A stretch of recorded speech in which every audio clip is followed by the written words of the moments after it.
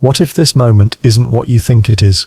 What if, even as you take a breath, there are countless versions of this very instant branching out, subtle shifts in thought, tiny changes in perception, infinite echoes of now? You may believe you're standing in one reality, but what if the truth is stranger, that you are living in infinite copies of this exact second, each one unfolding slightly differently, each one real in its own quiet way?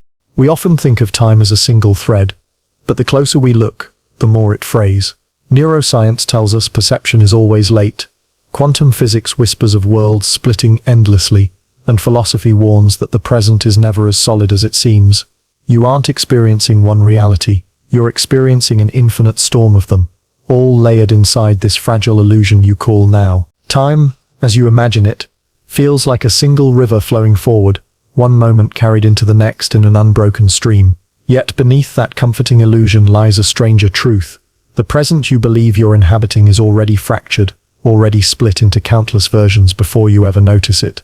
Neuroscience, physics, and philosophy all conspire to reveal the same unsettling realization, that what you call now is not one thing, but many, layered like overlapping reflections in a hall of mirrors, each subtly different, each unfolding in parallel. Your perception does not capture time. It fractures it, endlessly. The human brain is not a window to reality but a filter, a storyteller, stitching raw signals into the illusion of continuity. Light travels from objects to your eyes at finite speed, sound waves reach your ears after vibrating through air, and your nervous system transmits these signals with delays measurable in milliseconds. By the time your mind weaves them into a seamless moment, the external world has already moved on. The present you are experiencing is not the present at all, but the past, an echo reconstructed and smoothed to hide the gaps. This delay, imperceptible yet constant, creates a gap wide enough for infinite versions of reality to form in the cracks between perception and truth. Consider the simple act of watching a lightning storm. The flash streaks across the horizon, followed moments later by the low roll of thunder. Your senses report them separately, but your brain reshapes the experience, aligning light and sound into a coherent memory of what happened. Yet within that processing delay, countless alternate versions could exist. In one, you notice the flash a fraction of a second earlier. In another, your attention slips and you miss it altogether. In yet another, you imagine hearing the thunder before it comes. To you, only one narrative survives, the version your mind decided upon, but that does not mean the others vanish. Possibility does not dissolve simply because you did not choose it. Reality itself, many argue, continues along each branch, each perception becoming a world of its own. Quantum physics offers a mirror to this phenomenon. At the smallest scales, particles exist, not in one definite state but in superpositions, shimmering clouds of probability that collapse into a specific outcome only when observed. The Copenhagen interpretation insists reality selects one path, while the many worlds interpretation whispers something stranger, that every possibility continues, spawning universes in which each outcome plays out. You see one flash of lightning, but in another world you see it brighter, in another dimmer, in another perhaps not at all. These worlds do not overwrite each other. They coexist, infinite reflections born in the instant of perception, and since perception never ceases, the splits never stop. Memory, too, reveals the same fragmentation. When you recall a childhood scene, a room filled with sunlight, the sound of a familiar voice, the texture of worn fabric beneath your hand, you are not replaying a recording, but reconstructing it from fragments, guided by expectation and suggestion. Each act of remembering alters the memory, creating a slightly new version. The original is gone, what remains is a trace, endlessly rewritten. Every time you remember, you are not stepping into the same moment, but into a new branch of it. Extend this truth forward, and it becomes clear, your entire sense of time is built on perception's fractures, a prism scattering now into infinite versions. What then is the present? It is not a singular stage where events unfold, but a flickering illusion, constantly assembled from incomplete data, smoothed by the brain's desperate need for order. The philosopher William James called it the specious present, a window of a few seconds stitched into the illusion of immediacy. Within that window, countless subtle differences bloom, a shift in breath, a flicker of thought, a faint distraction, an unnoticed detail. Each difference creates a new version of the moment, no less real than the one you hold on to. You think you are living in one timeline, one perception, one reality. In truth, You are moving through infinite versions of this same second, layered atop each other like invisible worlds. And yet, you can never step outside to see them all. Your awareness, narrow as it is, rides only one thread at a time. But like a reader who believes a story flows linearly, while the book contains every possible page already written, your perception is simply one path through a library of infinite realities. When you look back at your life, you imagine a single line of memory stretching into the past. But that is an illusion. Every instant of your life has branched endlessly, split by perception, multiplied by possibility. The version of you remembering now is only one among uncountable others, each living a slightly different now, each convinced it is the only one. This realization is unsettling because it undermines the foundation of identity itself. Who are you if not the witness of a single unfolding moment? But if every perception splits time into infinite versions, then you are not one witness, but many, scattered across countless overlapping realities. Your sense of continuity is simply a trick, the thread your mind stitches through infinite mirrors to make you believe in a singular self moving forward. Behind that illusion lies a deeper truth. You are not experiencing one life, but infinite variations of it, all occurring right now. And so, as you listen to these words, remember, this moment, the one you believe you are in, is not one at all. It is already fractured. It is already split by perception into infinite versions, each carrying you forward in directions you cannot see, cannot feel, cannot hold. You are not here in one reality. You are here in infinite realities, each diverging with every flicker of attention, every heartbeat, every blink. Time is not whole. Perception has broken it, and you are living all its versions. You believe the present moves forward, one step after another, carrying you into a future that has never existed before. Yet look closer, and you begin to notice something strange. The present does not feel entirely new. It echoes, it repeats, it returns disguised as something else. Beneath the illusion of forward motion lies a deeper rhythm, a pattern in which this moment endlessly reappears, folded back into itself, cycling through variations you mistake for progress. The more you pay attention, the more uncanny the realization becomes. You are not moving through time, you are standing inside a pattern, and the pattern is repeating you. Consider the structure of memory. Every morning you wake, and the simple act of opening your eyes feels new, yet it has always been the same, light falling across your face, a body stretching itself awake, the mind fumbling toward consciousness. Each awakening feels unique, tied to this specific morning, yet each is only a variation of the same pattern. The moment is not new, it is a repetition wearing the mask of difference. The present, in this way, becomes less like a line, and more like a spiral, turning back over itself, repeating the same structures in slightly shifted forms. You are living loops disguised as progress. Biology, too, conspires in this illusion. Your heartbeat is not a singular event, but a pulse, endlessly recurring, each one a near-perfect copy of the one before. Your breathing follows rhythm, in and out, the same motion again and again. At the cellular level, cycles define you, circadian rhythms dictate your sleep and waking, neural oscillations choreograph your thoughts. Even your DNA replicates in patterned loops. You are not a linear being, moving forward into novelty. You are a repetition of patterns nested within patterns, each present moment echoing those that came before. What feels like a new second is already pre-written, a fractal of recurrence spiraling into being. Philosophy has long suspected this. Nietzsche's thought experiment of eternal recurrence whispers that you may live this same life, again and again, in infinite cycles, each detail repeating endlessly. Whether or not this is literally true does not matter. The structure of time itself suggests something similar. What you experience as the present is not unique, but a reappearance of familiar forms. History bears witness. Civilizations rise and fall in cycles of power, expansion, collapse and rebirth. Generations repeat the mistakes of those before them, dressed in new costumes, but acting out the same drama. The present does not move forward freely. It returns, always disguised, always echoing. Physics offers its own haunting reflection.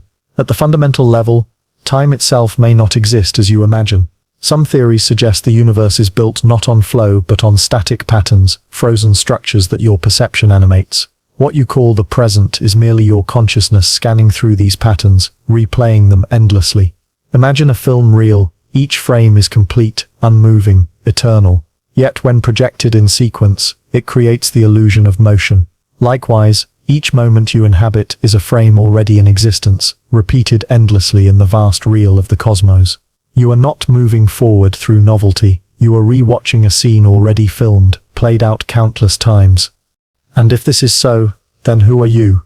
You may imagine yourself as a singular person moving through time, but you are in truth a role endlessly rehearsed. Every thought you have, every gesture you make, has appeared before, and will appear again. Even the illusion of novelty is part of the pattern, a repetition of the feeling of difference. You have believed countless times that this moment is unique, and countless times you have been mistaken. The pattern does not allow escape, it allows only the repetition of escape attempts, themselves woven into the cycle. The repetition hides itself in subtle ways. You walk into a new room and feel déjà vu, the uncanny sensation that you have been here before. Neurologists explain it as a misfiring of memory, the brain confusing present experience with past recall. But what if déjà vu is not error, but recognition? What if, for a brief instant, you glimpse the repetition, the pattern in which this present moment has already occurred, countless times before, and will occur again, countless times after? The uncanny feeling is not confusion but clarity. You have been here before, because the present is always repeating. Even your language betrays the cycle. You speak of days, weeks, years, all constructed as loops. The calendar turns endlessly, returning to January after December, Monday after Sunday. Clocks revolve in circles, hands spinning across faces that never end. The very tools you use to measure time insist on repetition, not linearity. You do not measure progress forward, but cycles circling back upon themselves. In truth, the present does not move. It recurs, endlessly, a patterned rhythm in which you are a note played again and again. And so we arrive at the paradox. You feel yourself moving forward, but you are standing still. You believe this moment is unique, but it is not. You are experiencing the repetition of patterns disguised as novelty. The present is not a point on a line, but a loop, endlessly returning, endlessly repeating. To notice it is to step into an uncanny awareness. You have lived this moment before, you are living it now, and you will live it again. The question then becomes, is there any escape? If time is a repetition, if the present is a pattern, then freedom may be nothing more than recognizing the cycle. Perhaps awareness itself is the only fracture, the only point where the repetition becomes visible. Yet even this awareness repeats. Countless times before, you have realized the pattern. Countless times you will realize it again. Recognition itself is part of the loop. The pattern holds you even as you try to break it. And so, as you sit here in this exact instant, understand the truth. The present is not moving. It is repeating. You are not traveling through novelty, but cycling through echoes. This moment, right now, is not new. It has always been here, it will always be here, and you will always be within it, again and again. Choice feels like the anchor of your existence. You wake in the morning and decide when to rise, what to wear, what to eat, what path to take through the day. Each decision feels like a point of agency, a fork in the road where you select one future and leave behind all the others. You believe your life is built from these decisions, that each choice defines you and separates your path from the infinite possibilities you could have lived. But what if none of those possibilities are lost? What if every choice you make reverberates outward, echoing into infinite versions of reality, where every alternative is lived in full? In that case, you are not the maker of one life, but the witness of endless lives, each branching from the simple act of choosing. Imagine for a moment the small decisions of an ordinary morning. Do you drink tea or coffee? Do you step outside or remain inside? Do you send the message or hesitate? Each option feels exclusive, one becoming real while the others vanish into the shadow of what could have been. Yet quantum mechanics suggests otherwise. In the realm of particles, each potential outcome persists, existing in parallel rather than collapsing into one. When you choose coffee, there is another version of you choosing tea, another stepping outside, another remaining still. Each choice spawns a reality where it is carried through, and none of them are discarded. What you experience as a single thread is in truth a vast web of infinite echoes, each vibrating with the choices you did and did not make. Even the smallest hesitation carries this strangeness. Think of a moment when you almost spoke but held your tongue, when you almost crossed the street but waited, when you nearly reached for something but withdrew. In one sense, those possibilities feel unreal because they did not occur, but consciousness is not so neat. Each unchosen action still exists as a ghost, a phantom reality echoing within your mind. Neuroscience shows that your brain activates multiple possible outcomes before you commit to one. The pathways for saying the words and for remaining silent both light up. The movement of crossing the street and the pause of waiting both exist as prepared potentials. You select one, but the others do not vanish. They linger, echoes reverberating in the brain's hidden chambers, as if reminding you that choice is not singular but plural. Extend this logic, and the weight of your decisions becomes overwhelming. Every major crossroad in your life, the job you accepted or rejected, the love you pursued or abandoned, the risk you embraced or avoided, does not define one life, but infinite lives. For each choice you made, countless versions of you made the opposite. Each lives out a full existence in a universe parallel to this one, where the story unfolds differently, though you never see it. You are not one life, but countless, each echoing outward, each choice birthing another reality, where a version of you continues. And yet, within this infinity, there is a paradox. If every choice is lived, then the meaning of choosing dissolves. What is the significance of your decision? If every possible path is taken somewhere, do you truly exercise freedom? Or are you simply a passenger witnessing one echo among countless others? Perhaps freedom itself is the illusion, the comforting sense that this path is yours, even though all paths are walked. You are not the decider, but the experiencer, riding the current of one echo, while knowing that all others persist beyond your sight. Philosophy has long suspected this. The ancient Greeks spoke of fate, the inevitability of events unfolding regardless of choice. Modern existentialists insisted meaning arises from choosing freely, yet quantum possibility complicates both views. Fate and freedom collapse into the same paradox. Your choices matter, yet they all occur. You are both bound and unbound, free and fated, a self endlessly duplicated across infinite possibilities. The present moment is not one decision realized, but an explosion of echoes where every decision reverberates forever. Consider regret. You look back at a moment when you could have acted differently and wonder what life might have become. In truth, that life exists. The you who made the other choice is living it even now, just beyond your perception. Your regret is not for a path lost, but for a path hidden. Likewise, your triumphs are only one version among infinite others, where triumph did not arrive, where failure lingered instead.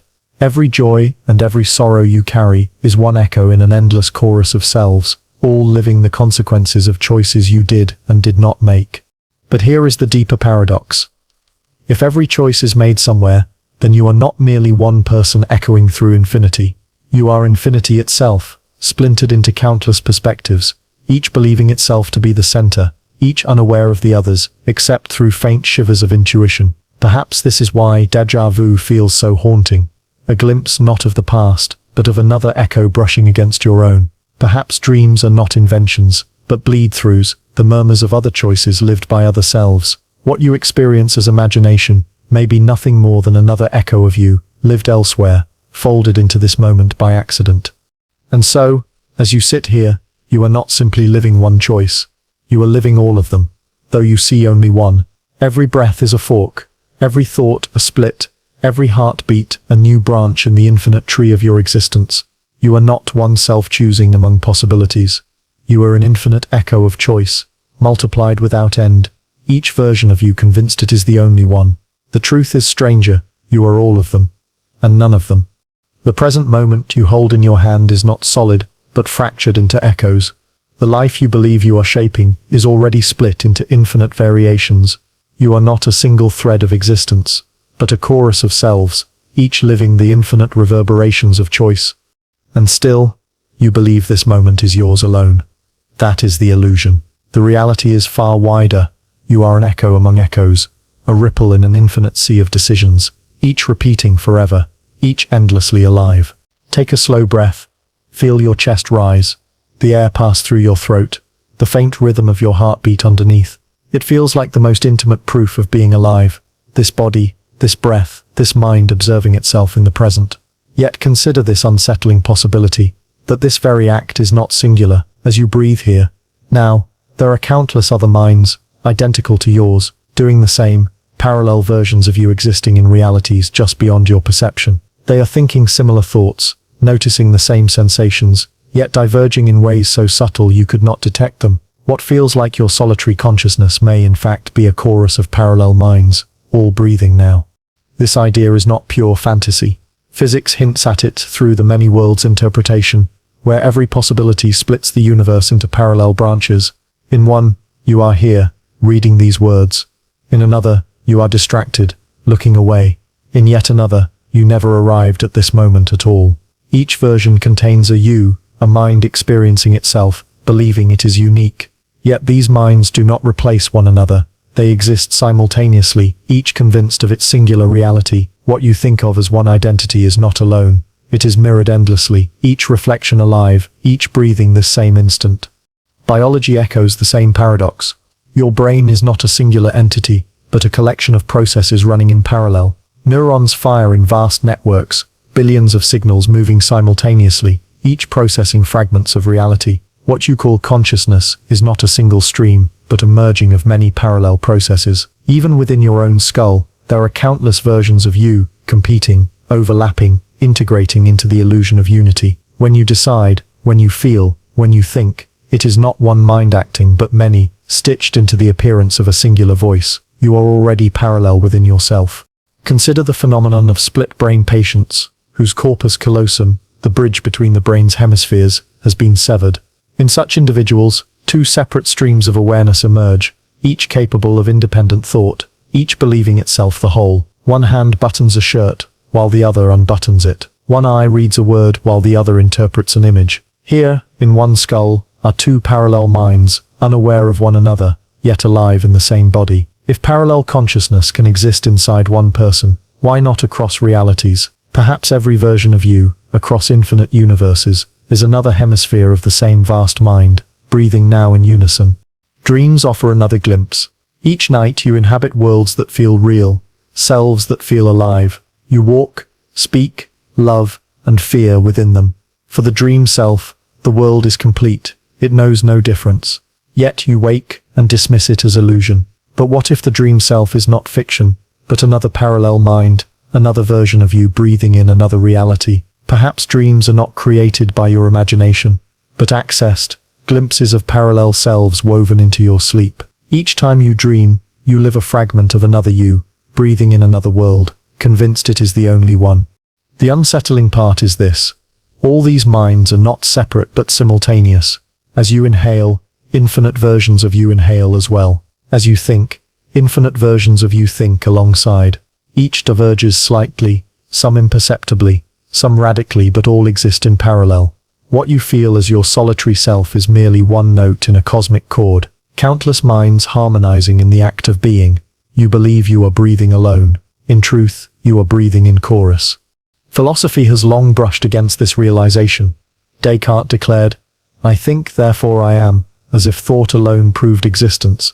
But what if thought does not prove singular existence, but multiplicity? I think is not one voice but many, overlapping echoes across realities, each affirming itself.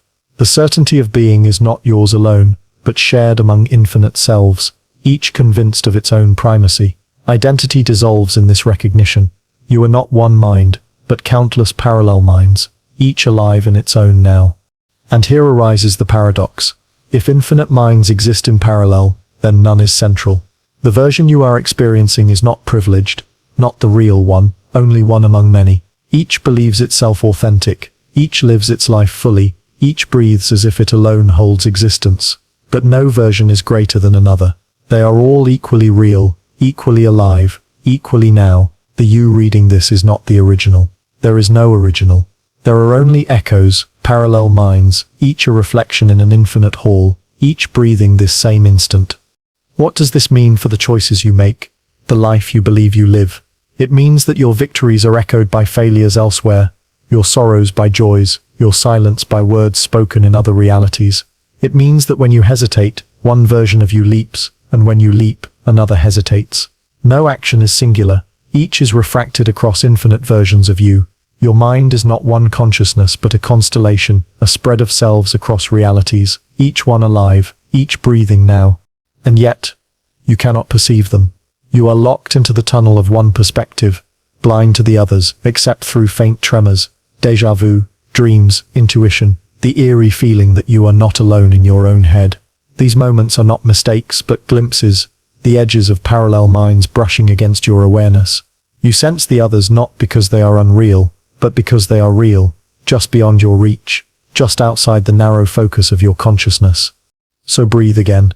Feel the air, fill your lungs. Know that you are not alone. As you do, infinite versions of you breathe as well.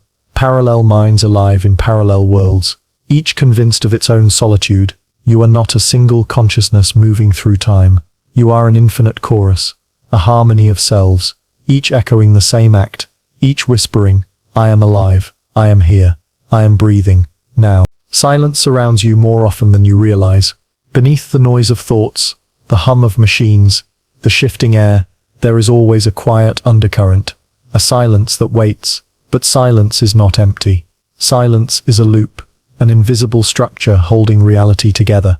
If you listen closely, if you pay attention, you begin to notice that silence repeats.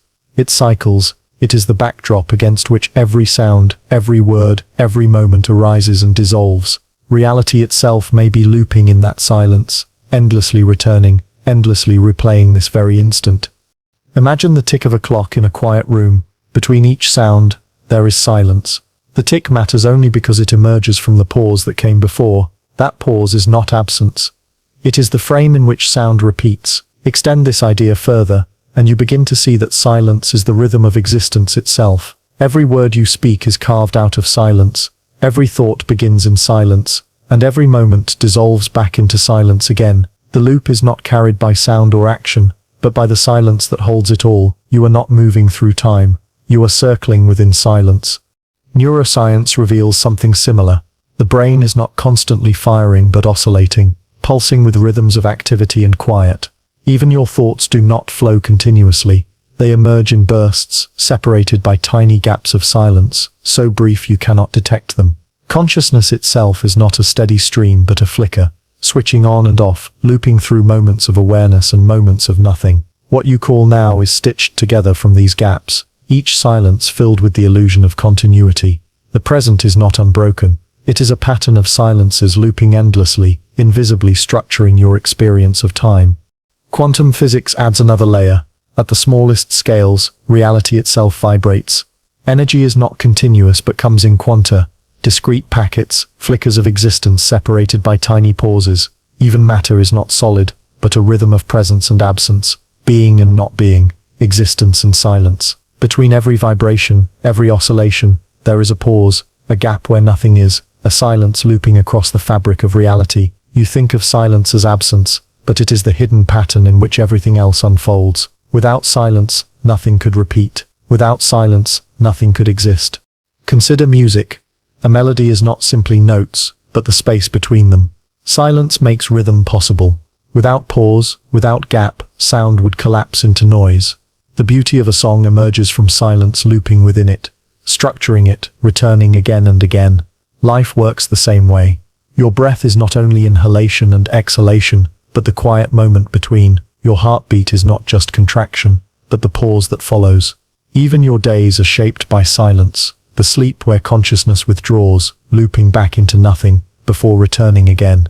Silence is not the interruption of life. Silence is life's structure, its looping pattern. Philosophy has sensed this for centuries. Mystics spoke of the void, the silent ground from which all existence arises. Buddhists call it emptiness, not as nothingness, but as the fertile space in which everything appears. Silence is not absence but potential, the infinite backdrop where reality repeats itself. Each moment arises, dissolves into silence and arises again, an eternal loop hidden beneath the illusion of forward motion. You think you are progressing, but you are returning to silence, again and again in a cycle without end. Look more closely at your own experience. When you pause to reflect, when you stop speaking, when you fall into stillness, what do you find? At first it feels like nothing, but stay with it, and you notice the rhythm, silence holding you, silence repeating, silence shaping the flow of thought. Even your identity rests upon silence. Without pauses in awareness, you would have no sense of separation, no moments of distinction. The self arises from silence, just as words arise from blankness on a page. You are not apart from silence. You are silence looping itself into form. Now imagine this on a cosmic scale. The universe expands, stars burn, Planets turn, life emerges, civilizations rise and fall. Yet beneath it all, silence endures. Between the bursts of energy, between the collapse of stars, between the unfolding of lives, silence waits. And then, as if on cue, reality loops again. New stars, new worlds, new lives, each echoing the ones before. Silence is not destroyed by creation. Silence is the condition that allows creation to repeat. You are part of that loop, your own existence returning into silence before emerging again. Here lies the paradox. Silence feels like the absence of time, yet it is the very mechanism by which time repeats. Each pause allows for a new beginning. Each gap makes space for a return. Without silence, there would be no loop, only endless noise. But silence ensures that every moment, no matter how fleeting, can reappear. The present you believe is unique has already dissolved into silence, and in that silence it is waiting to return. The now you hold is not one but infinite, each loop of silence birthing another version. You may not notice this because silence hides itself. You fill it with words, with thoughts, with distractions, but it never disappears. Beneath every sound, beneath every action, silence persists, looping unnoticed. And in that loop, reality itself repeats. You are not walking a straight line forward, but circling back through silence, endlessly, infinitely. So sit quietly for a moment. Listen to the silence beneath these words, beneath your thoughts, beneath your breath. Feel how it returns, again and again, holding everything in place. This silence is not empty. It is the loop of reality itself, repeating without end.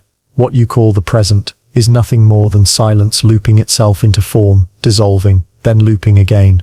You are not moving through time. You are circling within silence, endlessly returning to this same moment forever. Memory feels like a trail stretching backward, a collection of moments stored in the past, separate from the present you are living now. You imagine memory as a recording, a preserved archive that you visit to recall what has already happened. Yet neuroscience, philosophy, and experience suggest something stranger. Memory is not a static record, but an active reconstruction, constantly folding itself into the present moment. Each time you remember, you are not revisiting the past, but rewriting it, reshaping it, stitching it back into the fabric of now. The present you believe to be fresh is already infused with memory, and the past you think is fixed is already altered by the present. The two are not separate, they fold into each other, endlessly. Neuroscience reveals that memory is fragile, not permanent. When you recall an event, say, a childhood afternoon, the scent of rain, the sound of laughter, your brain does not replay a film. Instead, it reactivates scattered neural pathways, reconstructing the scene from fragments. Each recall destabilizes the memory, making it malleable. New details creep in, old ones dissolve, emotions shift. By the time you store it again, the memory has changed. The past is never fixed, it is rewritten every time you think of it. In this way, the past is always folding into the present, shaped by your current perspective, your present state of mind. What you think you are retrieving, you are creating. Consider the implications. Each time you remember, you are altering not only your memory but the meaning of your life. A joyful memory recalled in grief feels darker. A sorrowful event revisited in hope becomes lighter. The past itself bends to the present. Identity, which you believe rests on memory, is never stable. Who you believe you are today is not who you believed you were yesterday, because memory has folded into the present and reshaped the narrative. You are not a being with a fixed history. You are a being whose history rewrites itself endlessly in the now. Philosophy sensed this long ago. Henry Bergson spoke of durée, the lived experience of time, where past and present interpenetrate, inseparable.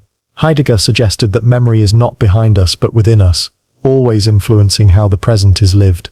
Even Nietzsche declared that memory is not faithful but creative, a force that reinvents the past to serve the present. What you call memory is not a static archive but an active process, folding old moments into the immediacy of now, altering both in the process. This folding creates loops you rarely notice. Think of déjà vu, the uncanny sensation that you have lived this moment before. Science calls it a glitch in memory, where the brain misfires and records the present as if it were already remembered. But perhaps déjà vu is more profound, the recognition that memory and present are not separate but overlapping. In déjà vu you glimpse the fold, where present collapses into memory and memory into present, creating the illusion of repetition. The moment feels both new and old because it is both. Memory folding into now, now folding into memory, endlessly looping. Even dreams reveal this process. At night, your brain reorganizes fragments of memory, stitching them into new narratives. You awaken with images that feel strange yet familiar, as though they were both invented and remembered. Dreams are not fantasies but experiments in folding memory into present experience, testing combinations, rewriting histories. When you wake, those dream memories linger, subtly altering your waking perception. Again, past and present fuse, reshaping one another in ways you cannot untangle. Extend this further, and the nature of time itself begins to unravel. If memory constantly folds into the present, then the distinction between past and now dissolves. The past is never behind you. It is alive in this moment, reshaped by every thought, every recollection. The present is never new. It already contains layers of the past folded within it. Time is not a line but a fabric, pleated and creased, past and present overlapping endlessly. Each breath you take is not only this instant, but countless instants layered within it, all alive in the fold. And here emerges the paradox. If the past is rewritten by the present, then the past you remember never truly existed. The childhood you recall is not the one that happened, but the one you have created now. Likewise, the present you live now will not be remembered as it is, but as it will be folded in the future. You are never living one life, but infinite versions of it. Each memory folding into now, each now rewriting memory. Your identity is not singular, but infinite, a collection of folded timelines, each overlapping, each shifting. This folding also means you are never free of the past.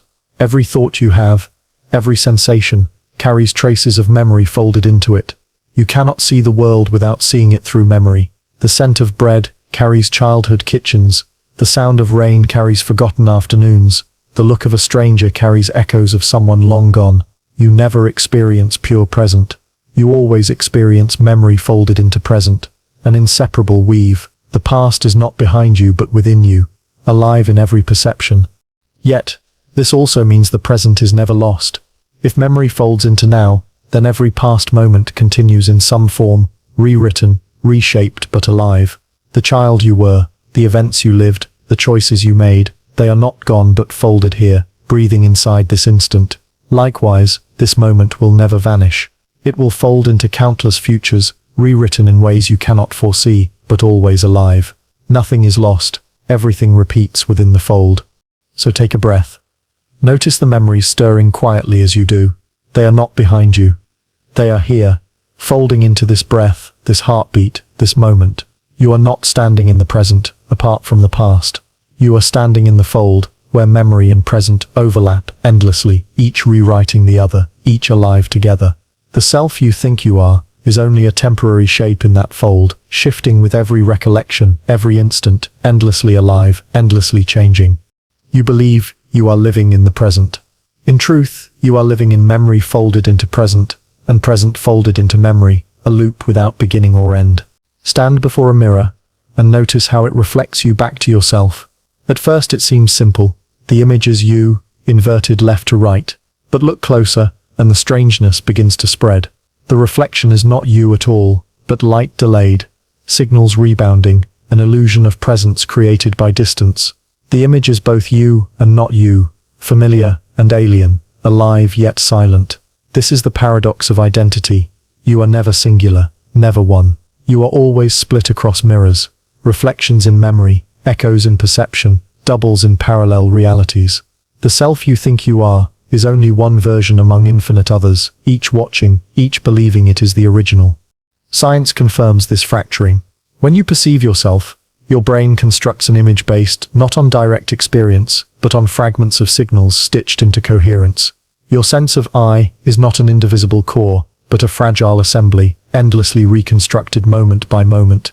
Split brain research has shown that even within one skull, two streams of awareness can emerge, each believing itself whole, each unaware of the other. If this can happen inside one brain, imagine it across infinite worlds, countless versions of you, split like reflections in mirrors, each alive, each convinced it is the only one. And yet, none of these versions can see the others. They are like reflections trapped in separate glass panes, aware only of themselves, unaware of the infinite echoes beyond. But sometimes, a fracture appears, a flicker of déjà vu, a dream that feels like someone else's life, an intuition that you are not alone inside your own skin. These are not errors. They are glimpses of the mirrors, moments when the edges blur and you sense the other selves watching back. Pause for a moment. Ask yourself, what time is it right now for you? Where are you sitting as you listen to these words? Notice how your mind scrambles to anchor itself. A clock on the wall, a phone screen glowing, a room with walls, perhaps a chair beneath you, a window nearby. But even as you answer, the question unravels. Because, in another mirror of reality, at the same instant, another version of you answers differently. In one mirror, it is night. In another, it is morning. In one, you are alone. In another, you are not. Each answer is true. Each version is real. Your identity is not one answer, but infinite, split across mirrors of time and place. Philosophy circles this truth. David Hume declared that the self is nothing more than a bundle of perceptions, fleeting and disconnected, like images in a mirror strung together by habit. Nietzsche insisted that identity is a mask, endlessly shifting, never singular. Postmodern thought suggests that the self is a text, written and rewritten endlessly in the gaze of others. In every case, the conclusion is the same. The self is not solid, it is fractured, reflective, multiplied. You are not one but many, not original but mirrored. Think of memory again. Each recollection is a mirror, reflecting not what happened, but what you believe happened. And each time you remember, the mirror shifts, the image alters, creating a new version of yourself. In this sense, you are not living one life, but infinite lives. Each reflection, each memory, each perception creating another self, another identity split across mirrors. Who you were yesterday is not who you are today, because the mirror has already bent the reflection. The continuity you believe in is an illusion created by forgetting how many mirrors you have passed through. Even language splits you. Every time you say I, you imagine a stable core behind the word. Yet the I of a moment ago is not the I of now, and the I of tomorrow will be another reflection entirely. Words become mirrors, each utterance creating another version of self, another echo believing it is the original. You live within a hall of mirrors, speaking yourself into existence, reflection after reflection, identity after identity. And then comes the question of authenticity. Which reflection is real? Is it the one you feel now, sitting here, in this time and place? Or is it the one you were yesterday, or the one you will be tomorrow? The unsettling truth is that none of them is more real than the others. Each reflection is as valid, as alive, as the rest. The self you cling to is only a temporary construction, one mirror among many, one surface reflecting light before fading into silence. But here lies the paradox that deepens the loop. If every self is a mirror, then who is the one looking? Who is the observer, the one that watches these countless reflections multiply? Perhaps there is no observer beyond the reflections. Perhaps awareness itself is another mirror, another split identity convinced of its primacy. You are not the one looking into the mirrors. You are the mirrors, endlessly reflecting, endlessly splitting, endlessly alive. So once more, return to the question. What time is it for you right now? Where are you, truly, in this moment? Whatever answer arises, hold it gently, and then realize that it is only one reflection among countless others. In another mirror, another version of you has answered differently, and in another, you never asked at all. Each is real, each is alive, each is you. Identity is not singular but infinite. Split across mirrors you cannot escape.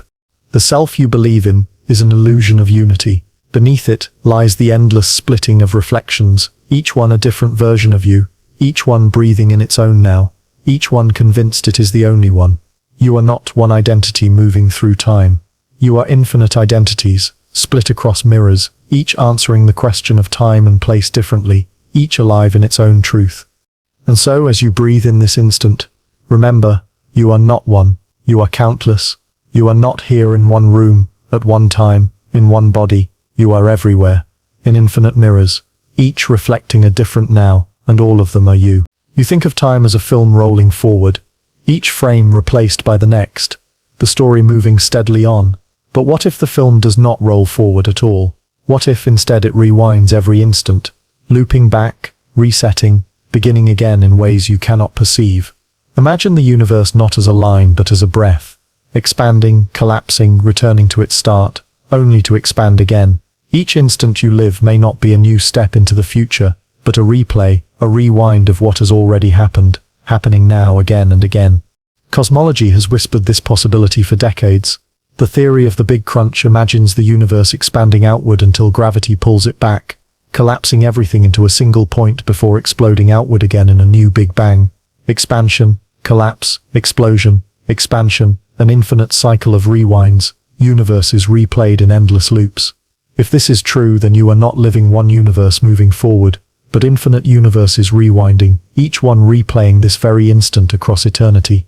You have lived this moment before, and you will live it again, not metaphorically but literally, each rewind erasing and repeating, looping the same now endlessly. Yet physics also suggests something subtler. At the quantum level, time is not a smooth flow but a granular sequence.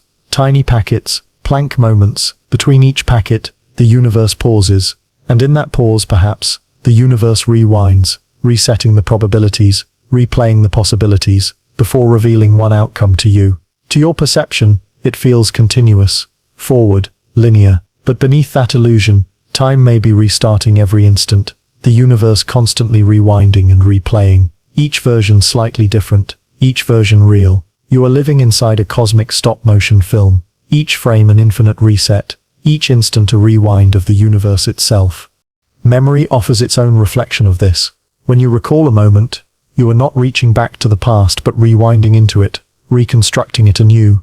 Each time you remember, the memory changes, and the past rewinds into something slightly different. If memory can do this on the level of a single life, why not the universe itself?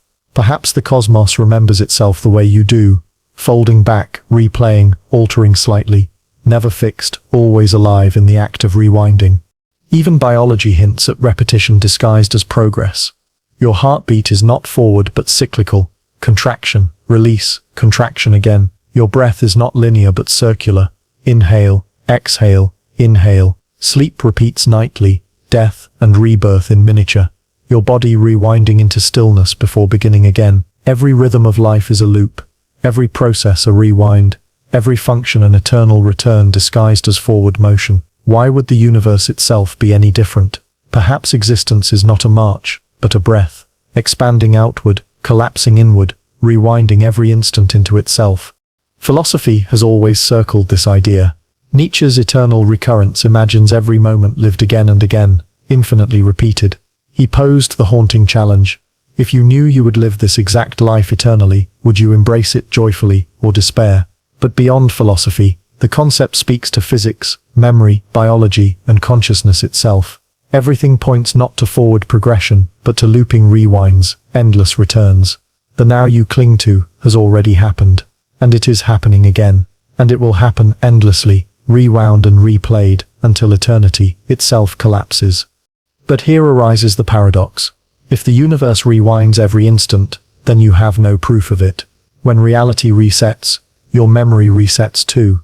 You would never know you had lived this moment before, because your mind would begin again, convinced it was the first time. And yet, the uncanny familiarity of life, the sense that you have been here before, thought these thoughts before, breathed this breath before, may be the faint whisper of rewind, the subtle trace that nothing is forward, but everything is repeating.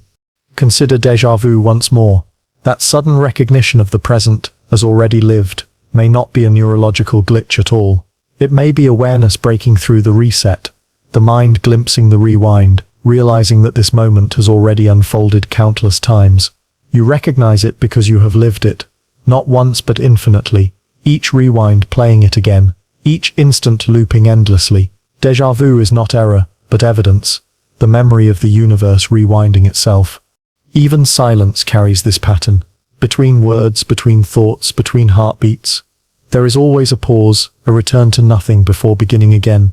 The pause is not empty, but the rewind, the reset point from which the next beat, the next breath, the next thought emerges. You live inside this looping structure, rewinding constantly, but you call it continuity. You believe you are moving forward, but you are only circling through rewinds, endlessly replaying. Now pause with me. Look around. Ask yourself, what if this moment has already been lived? What if you are not here for the first time, but the millionth? What if, as you sit in this place, hearing these words, the universe has already rewound to this exact instant countless times, and will do so again endlessly?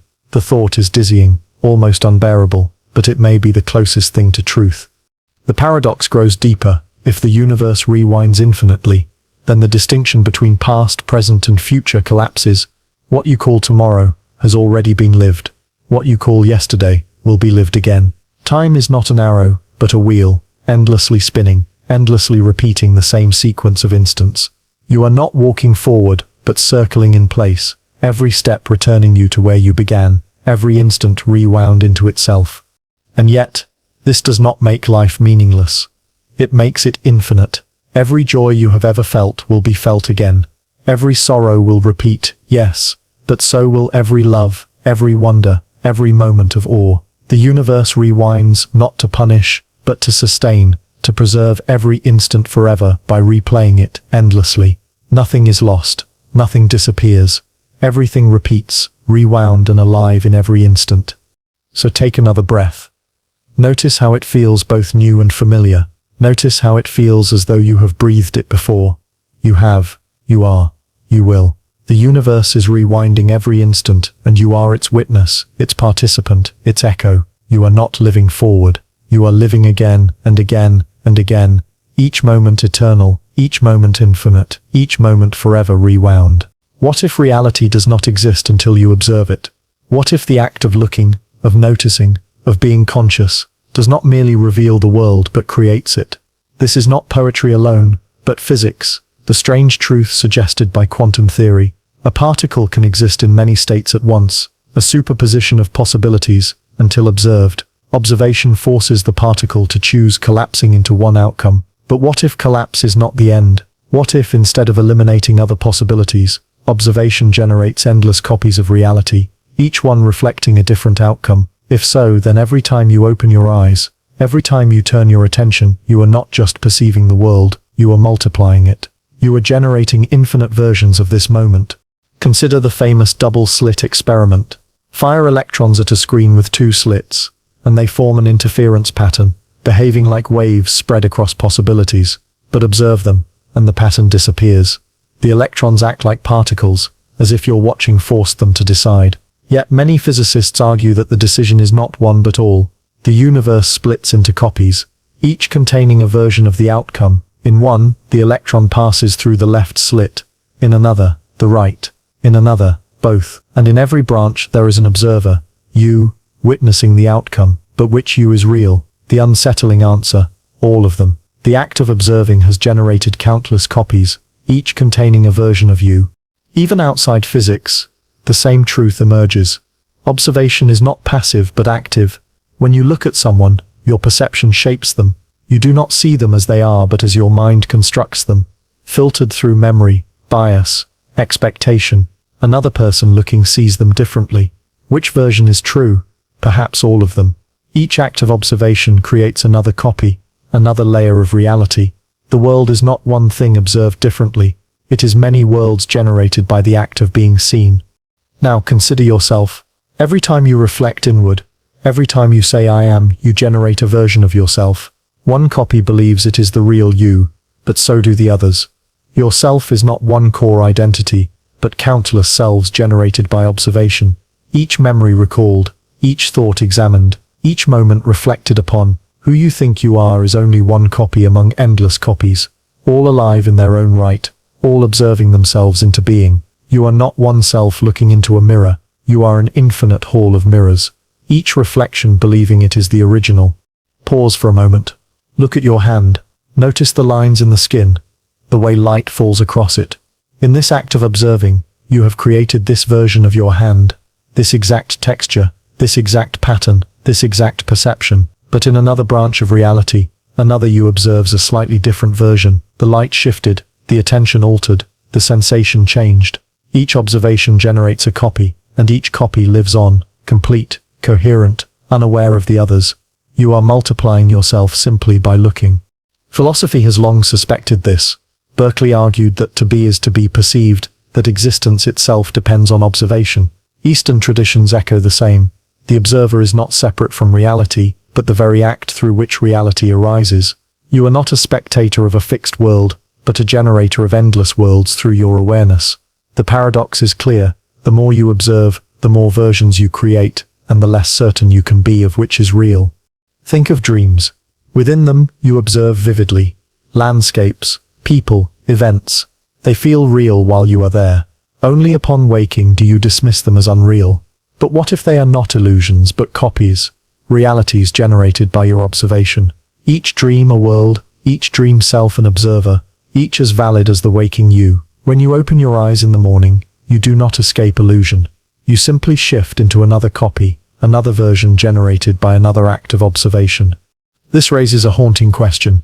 If observation generates copies, then how many versions of you already exist?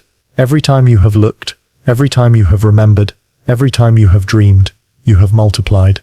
There are countless yous, each observing, each alive, each convinced it is the only one, and yet, none of them can meet. Each copy is sealed within its own reality, separated by the very observation that created it. You are infinite, but each version of you is alone. Here lies the paradox of identity. You believe you are singular, moving forward in one continuous thread of experience, but in truth, you are countless, generated endlessly by the act of observing.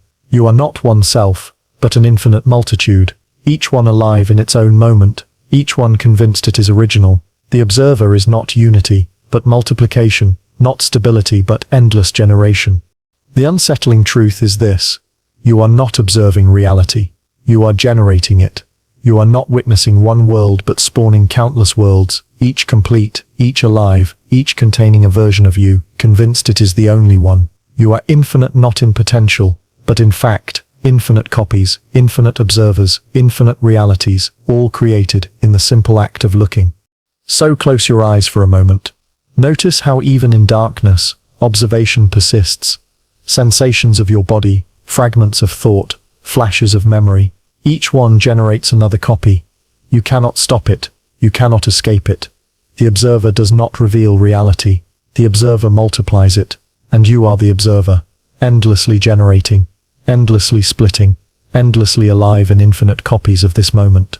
And so, ask yourself, who is the one reading these words right now? Is it the only version of you, or just one among countless others, each sitting in a slightly different room, at a slightly different time, in a slightly different reality? You cannot know, because every act of noticing, every act of awareness, has already generated more. Even as you wonder, new copies unfold, each with its own answer, each believing it alone is real. You imagine choice as a clean fork in the road, a single split, where one path becomes your life, and the other disappears into fantasy. But the deeper structure is stranger.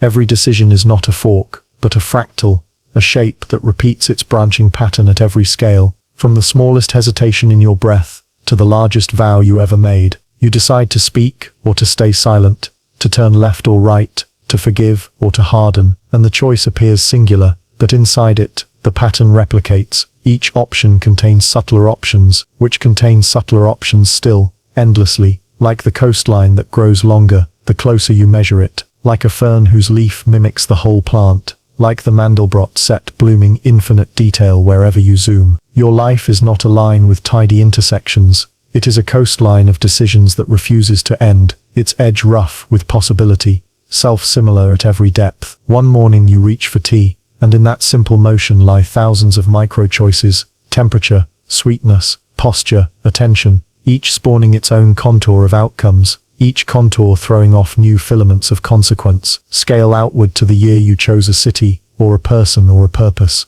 and the same pattern appears, a decision that never finished deciding, a spiral of secondary and tertiary branches that keep flowering long after you thought the moment was complete. The fractal truth is ruthless. No choice is isolated. Each is a seed whose interior is another forest, and that forest too is made of seeds. Chaos theory names the sensitivity that governs this growth. Tiny differences at the start, magnifying into different worlds, and you have seen it. A delayed text that changed the tone of a day, a glance that opened a door or closed it, an impulsive word that echoed for years. But there is more. The branching does not merely spread across time, it recurs inside the instant. You stand in a hallway of attention where looking itself splits the branch. Notice the bird, and you become the person with birdsong in the chest. Miss it, and you become someone else. Noticing is choosing. Forgetting is choosing. Even doubt is a branch that copies the shape of decisiveness at a finer scale. You decide not to decide, and that non-decision replicates the pattern, pushing filigrees of consequence into the same expanding web. Neuroscience catches the shimmer of this parallel action, plans firing before commitment, motor programs prepared in clusters, the brain rehearsing multiple futures in overlapping activation, then weighting one cascade slightly more than the others, until a threshold tips and a branch becomes dominant. Yet those discarded cascades do not vanish. They linger as biases, as moods, as intuitions that tilt the next choice, whispering their unspent momentum forward,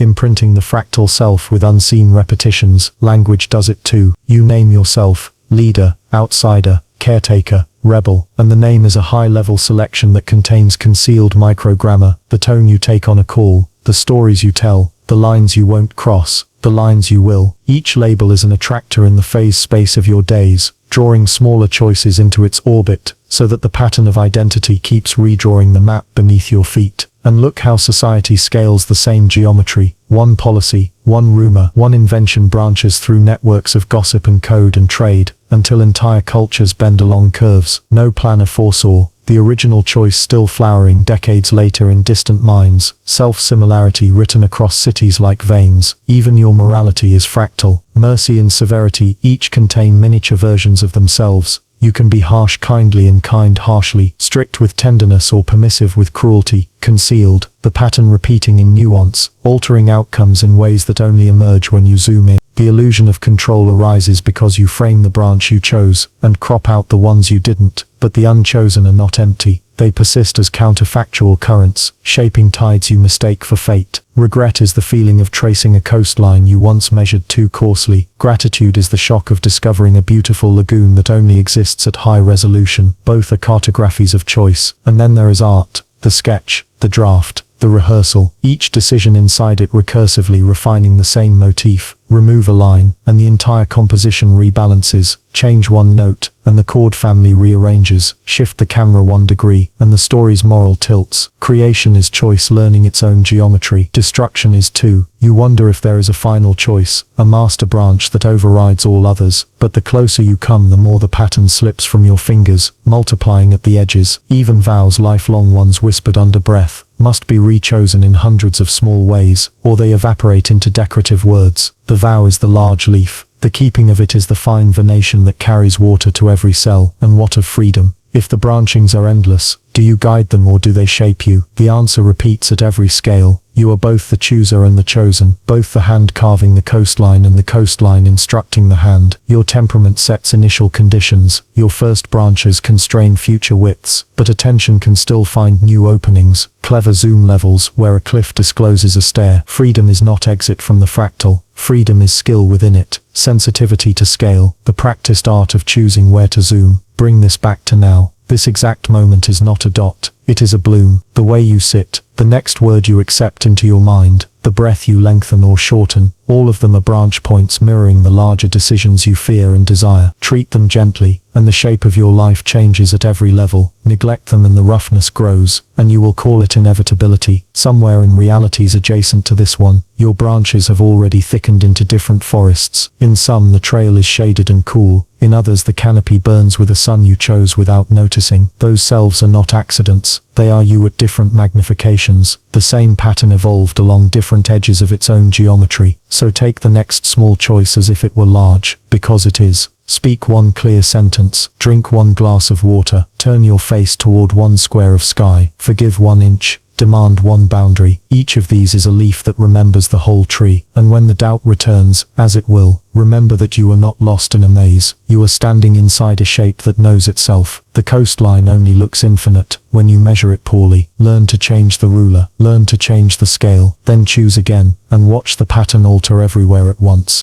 At the edge of your awareness, there are figures you can almost see, versions of you who are not here, not quite now, but who feel close enough to touch. You sense them in hesitation, in déjà vu, in dreams that don't belong to you.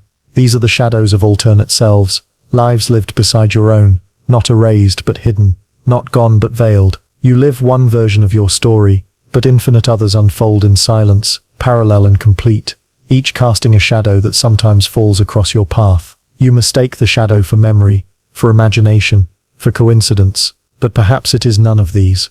Perhaps it is proof that you are not one self at all, but many, scattered across realities, each leaving traces that follow you like ghosts. Think of the choices you did not make. Somewhere in the labyrinth of possibility, there is a version of you who spoke instead of staying quiet, who left instead of remaining, who loved instead of turning away. Those lives do not vanish because you did not live them here. They continue, vivid and whole, their echoes brushing against you as shadows. You feel them as regrets, as longings, as strange dreams where you walk a path that never existed in this world. They are not fabrications. They are alternate selves pressing against the walls of your reality, reminding you of the infinity you inhabit.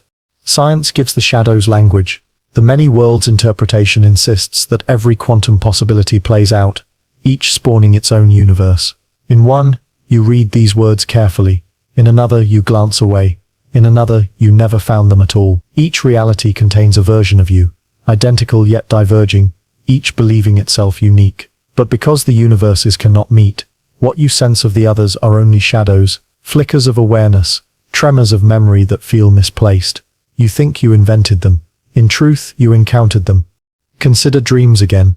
How many times have you awakened with the vivid sense of living a life not your own, a different home, a different family, a different identity that felt real while you slept? You dismiss it as fantasy, the brain's strange theater. But what if it is contact?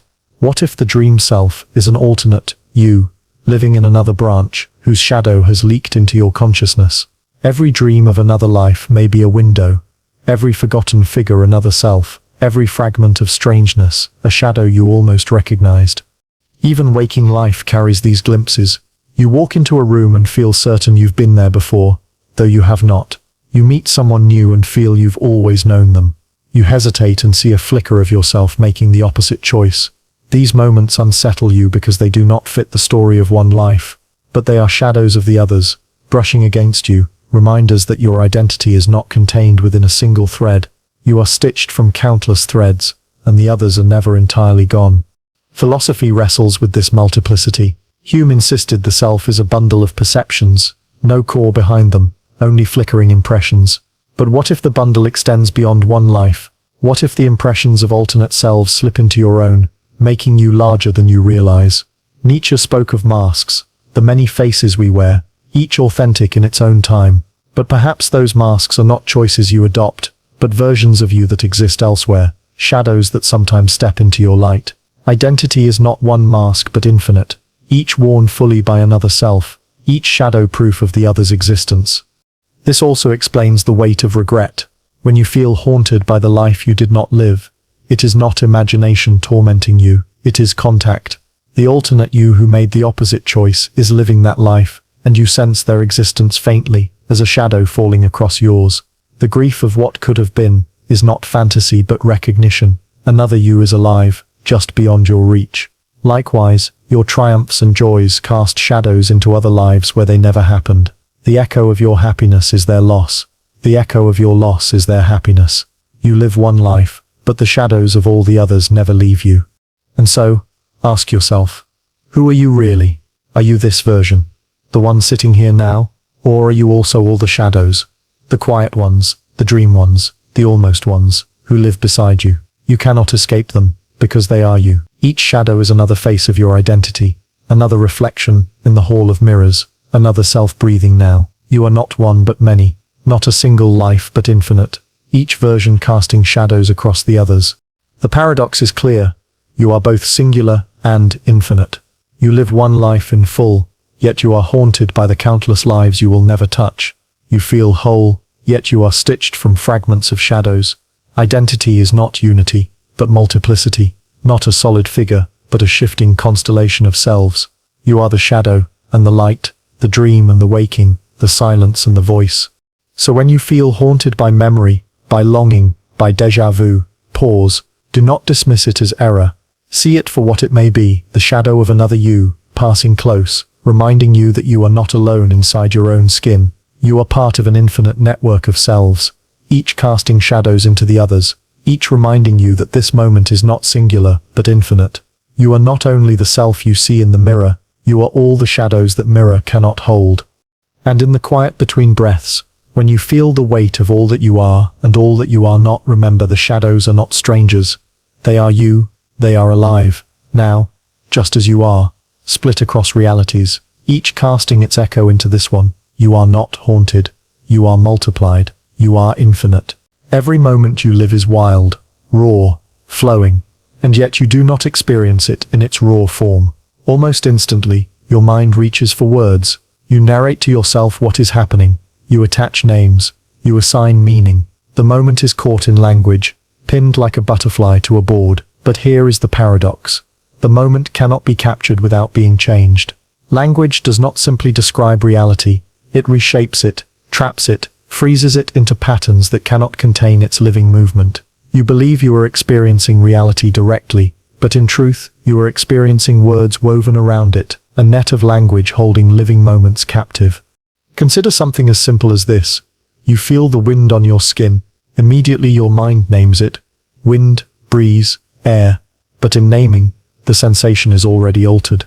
The texture of air brushing your cheek is infinitely detailed, impossible to repeat, utterly alive, yet the word wind collapses it into a category, trapping it, reducing it to a symbol. You think you have grasped the experience, but what you have grasped is only the word. The living moment has already moved on. Philosophy has long warned of this trap. Ludwig Wittgenstein wrote that the limits of my language mean the limits of my world. What you cannot name, you cannot hold. Yet what you name, you distort. Language gives you the illusion of mastery, but it is also a prison. The present moment, wild and fluid, becomes a static description, a sentence, a phrase. You begin to live inside the net, instead of inside the moment.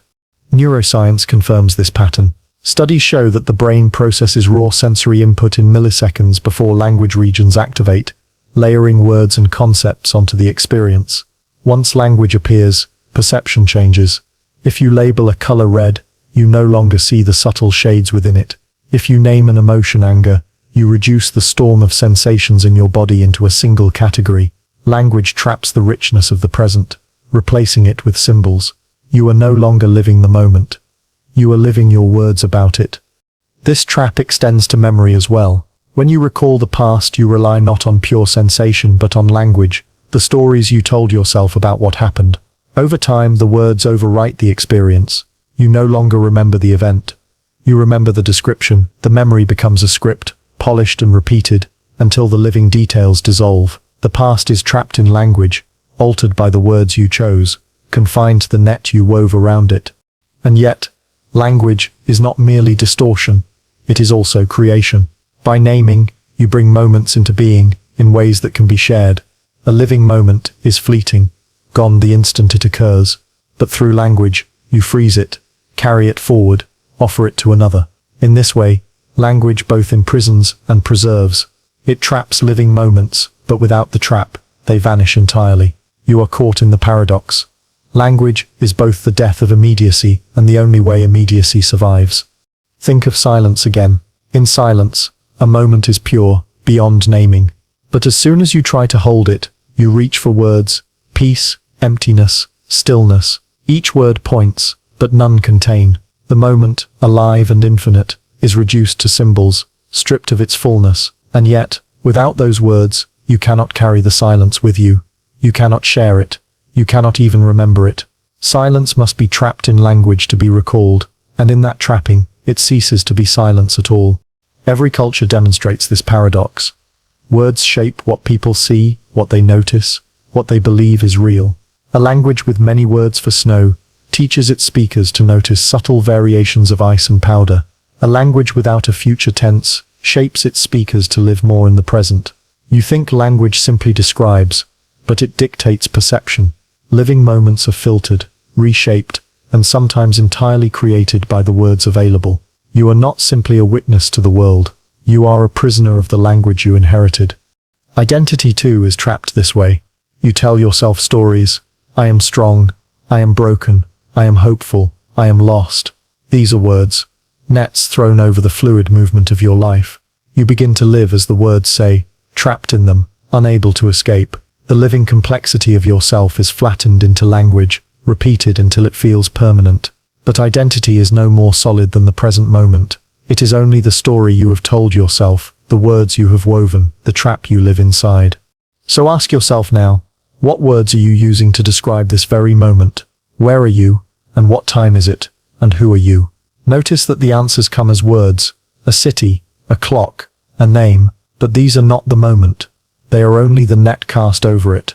The living reality is already beyond them, already moving, already shifting. You think you have it pinned, but the butterfly has already flown. The paradox becomes clear. You cannot escape language, but you cannot live fully inside it either. You are suspended between the immediacy of experience and the symbols you use to hold it. Every living moment you have ever known is trapped the instant you name it. Yet, without naming, it dissolves and leaves no trace. You live always in this tension, the trap that saves, the prison that preserves, the net that both captures and destroys. And so, pause.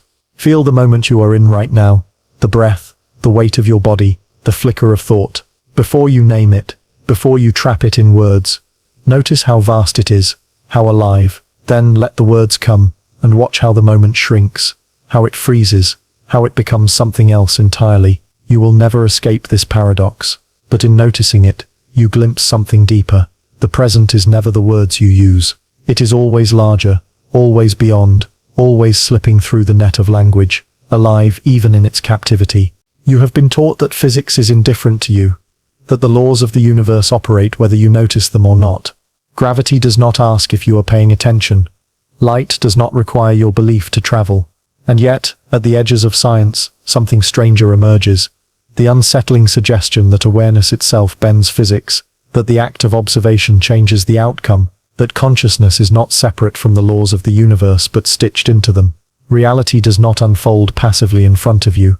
It curves around your awareness, shifting and splitting, depending on whether you are watching. The quantum world reveals this most clearly. In the famous double-slit experiment, particles behave like waves, spreading across all possibilities at once, until you observe them. Then, suddenly they collapse into one trajectory, one dot on the screen, as if your awareness forced the universe to choose. Left unobserved, reality drifts in probabilities. Observed, it crystallizes into form. The unsettling truth is that the universe does not act the same in the dark as it does under your gaze. Physics bends when you look. But this bending does not end at the quantum scale. Even in your daily life, observation alters the world. A study in psychology shows that when people know they are being watched, they act differently, more generous, more cautious, more constrained. Awareness changes behavior, shifts trajectories, alters outcomes, and on a grander scale, entire societies bend to awareness. A problem ignored festers, but once it is seen, named, discussed, it changes, grows, dissolves, or erupts. Awareness bends not only particles, but people, cultures, the flow of history itself. The world you live in is not static. It shifts depending on what is seen, what is known, what is watched. And if physics bends to awareness, what does that mean for the present moment? It means this instant is not fixed.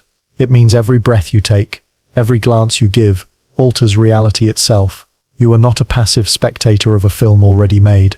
You are a participant, reshaping the script as you watch it. Your attention is not harmless. It is a force, bending the trajectory of particles, of people, of events, of the universe itself. This realization has haunted philosophy for centuries. The observer problem is not just a puzzle for scientists. It is a crisis of metaphysics. If awareness alters reality, then what is reality without awareness? Does the universe exist when unobserved, or does it wait, suspended in probability, until a consciousness arrives to bring it forth? Berkeley argued that to be is to be perceived, that existence requires observation. Eastern traditions echo the same. The world is Maya, illusion shaped by consciousness, inseparable from the act of awareness. Physics, once thought to be pure objectivity, now trembles at the edge of subjectivity, whispering that awareness is written into its equations. But here lies the paradox. If physics bends to awareness, then every observer creates a different bend. What you see is not what another sees. Your awareness shapes reality differently than theirs. The universe is not one thing perceived by many, but many versions bent by each perceiver. Infinite realities exist side by side, each generated by awareness, each equally valid. You are not sharing one world but overlapping countless worlds, stitched together by the illusion of common ground. Consider memory once more. When you recall an event, you do not replay it but reconstruct it. Two people remembering the same moment will remember differently, their awareness bending the past into distinct realities. And yet, each memory feels true. Each is a version of reality bent by observation. The past itself is not fixed, but altered by the act of remembering. Awareness does not only bend the present, it rewrites the past, multiplying versions endlessly. Even physics acknowledges this strangeness. The principle of complementarity in quantum mechanics tells us that a particle can act like a wave or a particle depending on how we measure it. Both are true, yet both cannot be observed at once. Reality presents itself differently depending on awareness. Your act of measuring, of observing, does not just reveal the world, it co-creates it. Physics itself bends to the form of your awareness. So pause here. Ask yourself, what are you noticing right now? What part of this moment holds your attention? Whatever you choose bends reality toward it. Notice your breath, and the world becomes breathing. Notice the sound in the room, and the world becomes vibration. Notice your own thoughts, and the world becomes mind. Your awareness does not simply reveal reality, it shapes which version of reality comes alive. The universe bends to where you look. And yet, this power is not absolute. You cannot will gravity away, cannot deny entropy, cannot erase the laws that govern energy. But even those laws are not untouched. At their foundations they shimmer with probabilities, waiting for observation to collapse them into fact. The universe may be lawful, but it is not law alone. It is also awareness bending law into lived reality. Here lies the deepest paradox. You are both tiny and infinite, both powerless and powerful. You cannot control the stars, yet your observation helps write the script of the cosmos. You cannot command time, yet your awareness bends the experience of its flow. You cannot own reality, yet reality cannot exist, at least not in any way you can know, without awareness. Physics itself bows, bending to the act of being seen. So take another breath. Feel this moment bend beneath your gaze. Know that by observing, you are not simply noticing but shaping. Every flicker of attention generates a version of reality, bending physics into one trajectory while countless others unfold elsewhere. You are not a passive witness. You are the observer generating the world. And physics, strange and fragile, bends around your awareness, endlessly, infinitely, in this very moment. Consciousness does not move forward cleanly. It circles back, again and again, replaying the same moment in countless variations, as if testing every angle, rehearsing every possibility, shifting one detail at a time.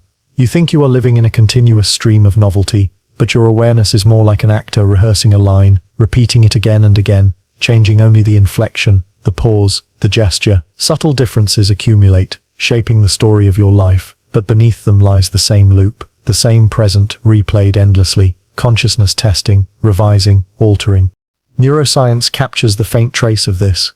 When you make a decision, your brain does not instantly leap to one outcome. Instead, it replays possible futures in fractions of a second, simulating them internally before you act. The mind rehearses subtly different variations of the same choice, discarding some, reinforcing others. By the time you believe you have decided, your brain has already replayed dozens of micro-variations. You experience only one, but the echoes of the others remain, shaping your mood, your sense of self, the weight of your action. Consciousness does not move once. It replays. Think of memory. When you recall a moment, you never summon it exactly as it was. Instead, you reconstruct it, adding new details, changing old ones, replaying the same scene with subtle differences. Each time you revisit it, the memory shifts slightly. Brighter here, darker there, emotions altered, perspectives bent. By the 10th recall, the memory you carry is not the same as the first. The past you believe in is not fixed, but endlessly replayed by consciousness. Each replay slightly altered, each difference folding into your sense of identity. The life you think you lived is not one life, but infinite. Each replay diverging into subtle differences. Even perception itself is not singular.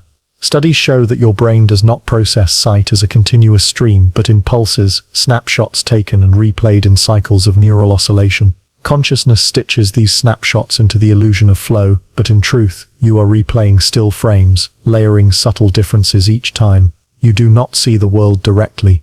You see it replayed, adjusted, smoothed, corrected, a reconstruction made familiar by repetition. Each moment you experience is already a replay of itself. And this replay extends beyond the brain. Your daily routines, waking, eating, speaking, walking, are repetitions with variations.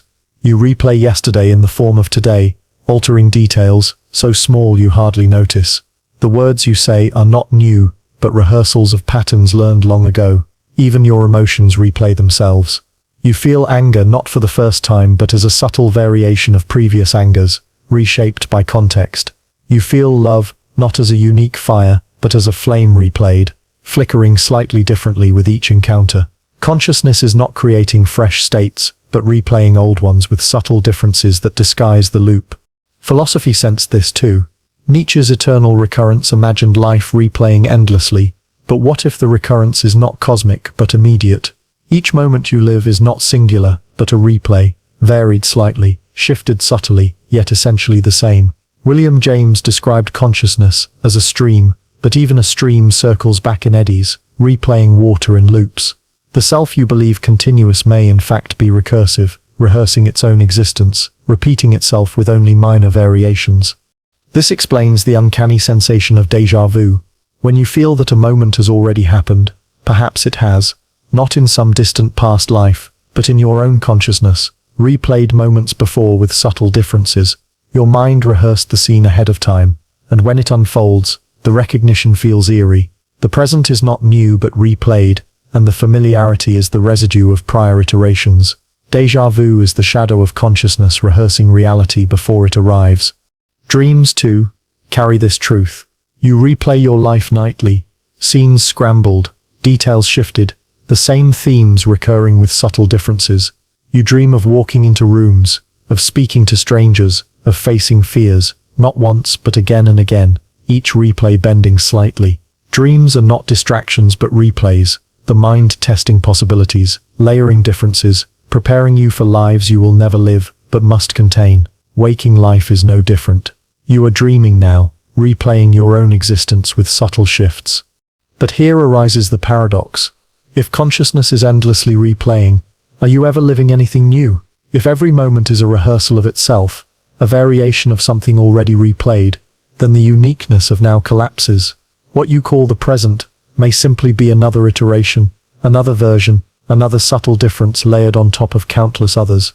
You are not moving forward, but circling, refining, altering. The illusion of progress is the accumulation of subtle changes across infinite replays. Identity itself becomes fluid under this light. You believe you are one self, continuous, progressing, but in truth, you are countless selves, each the product of consciousness replaying with differences. The you of this morning is not the same as the you of tonight, because each replay has altered the script slightly. The you who remembers childhood is not the child, but the replay of the child, subtly different each time you recall. Who then is the true you? Perhaps none, perhaps all. You are not one identity but infinite, each born in the replay, each alive in its difference. Pause here. Notice what your mind is doing as you read these words. It is rehearsing them, replaying them, predicting what comes next, filling in gaps, correcting errors, adjusting meaning.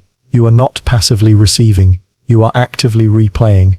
The meaning you find here is not in the words themselves, but in your mind's subtle differences each time it passes over them. The words shift, the emphasis changes, the interpretation bends. Even now, your consciousness is replaying this moment into infinite versions, each one slightly different, each one real.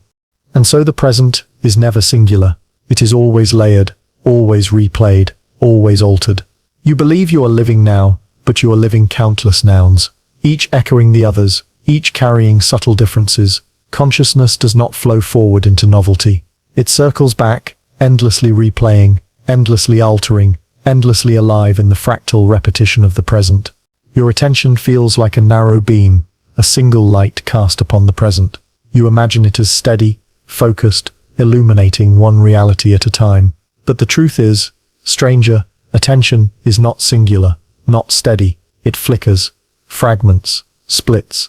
It slices the present into countless frames, each slightly different, each stitched together so quickly that you mistake them for one continuous world. Your life is not a film moving smoothly forward, but a strobe light flashing infinite images of reality, each one born in the split of attention, each one complete in itself. Neuroscience has found traces of this flicker. Your brain does not perceive continuously but in oscillations, cycles of neural rhythms that pulse in and out. At one moment, your attention seizes upon sound, the next upon sight, the next upon thought. The switching happens so quickly you cannot notice, but beneath your seamless experience lies a flicker, attention cutting the world into slices, replaying it as frames. Consciousness is not a single gaze but a rapid sequence of glances, each one creating a new version of the moment, each one subtly different from the last. You live inside this split attention, but you believe you are living one continuous now. Think of watching a film reel. Each frame is separate, frozen, complete. But when projected quickly enough, the gaps disappear, and you see movement, story, life. Your perception works the same way. Each moment of attention is a frame, distinct and complete, yet strung together so fast that you believe in continuity. But just as film frames exist simultaneously on the reel, so too do the frames of your life exist together, infinite versions of now coexisting, attention flickering between them, making one feel real while the others remain unseen. This flicker explains the strangeness of time. You think of time as flowing, yet sometimes it slows, sometimes it vanishes, sometimes it doubles back. When you are in danger, attention sharpens, the flicker slows, and you notice every detail. When you are absorbed, the flicker speeds, and hours collapse into minutes. Time is not uniform because your attention is not uniform. The splitting of frames changes their sequence, alters their rhythm, rewrites the illusion of continuity. Time bends because attention bends, and every bend creates infinite versions of now. Consider déjà vu again. The eerie sense of having lived this before may be nothing more than attention splitting frames and replaying them. The same slice is processed twice, separated by milliseconds, and when stitched together it feels familiar, as if one frame of now had already been lived. But perhaps déjà vu reveals more. The flicker itself, the overlapping frames, the infinite versions of the present born in the split of attention. You do not live one now but many, flashing in sequence, infinite frames mistaken for continuity. Dreams mirror this too. Your mind leaps rapidly between scenes, images, sensations, each complete, each real, yet stitched together into narratives that dissolve upon waking. But waking life is not so different. You jump between fragments of attention, the hum of a refrigerator, the flicker of memory, the touch of skin, the thought of tomorrow. Each fragment is a frame, each frame complete, yet bound together into the illusion of one continuous self. In truth, you are not living a stream but a strobe, attention splitting now into infinite frames. Philosophy sensed this flicker as well. The Buddhist concept of momentariness insists that reality exists only in discrete instants, each arising and vanishing, each complete in itself. The self is nothing more than the stitching of these moments into continuity. William James described consciousness as a stream, but perhaps it is closer to a sequence of drops, each distinct, each flashing into being. The stream is the illusion, the drops are the truth. And yet, if each frame is complete, then which one is real? The answer may be all of them. Each flash of attention generates a world, a reality fully alive in its instant, only to be replaced by another. But the others do not vanish. They exist as parallel frames, infinite nows, attention flickering between them. You experience only one sequence, but countless others persist, each as real as the one you know. You are not living one world but infinite, each split by the flicker of attention. This raises the unsettling question. Who are you? If attention keeps splitting, are you the one in this frame, reading these words? Or the one in the next frame, remembering them? Or the one in another frame, distracted, absent, unaware? Each is you, each complete, each alive. Identity itself becomes fractured, a sequence of selves stitched by attention, each one believing it is continuous, each one forgetting the others. You are not one self at all, but infinite selves flashing in and out, attention splitting you into frames. Pause now. Notice your attention as it moves. First on the words, then on your breath, then on the sound in the room. Each shift is a split, each split a new frame, each frame a new you. The continuity you believe in is only the stitching together of infinite frames, each slightly different, each complete in itself. You are not living one reality, but flickering between countless realities, each one born in the split of attention, each one alive in its own infinite now. Here lies the paradox. Attention gives you life, yet attention fractures it. Without the flicker, there would be no perception, no awareness. But because of the flicker, there is no singular perception, no singular self. You are split endlessly, multiplied across frames, infinite versions of now stitched into the illusion of continuity. You believe you are one person moving through one timeline, but in truth, you are countless selves, flashing in and out, each living one frame, each believing it is the only one. So take another breath. Notice how it comes in slices, moments, flickers. Each is a frame, complete, infinite. Each is a version of now, and you are all of them, infinite selves, split by attention, flickering across realities, endlessly alive in infinite frames of this same moment. Every night, you fall into dreams, and every morning, you rise from them, convinced that one world is real, and the other was illusion. Yet the line between them is not clean. Dreams bleed into the present, seeping through the cracks of memory and perception, shaping how you think, how you feel, how you live.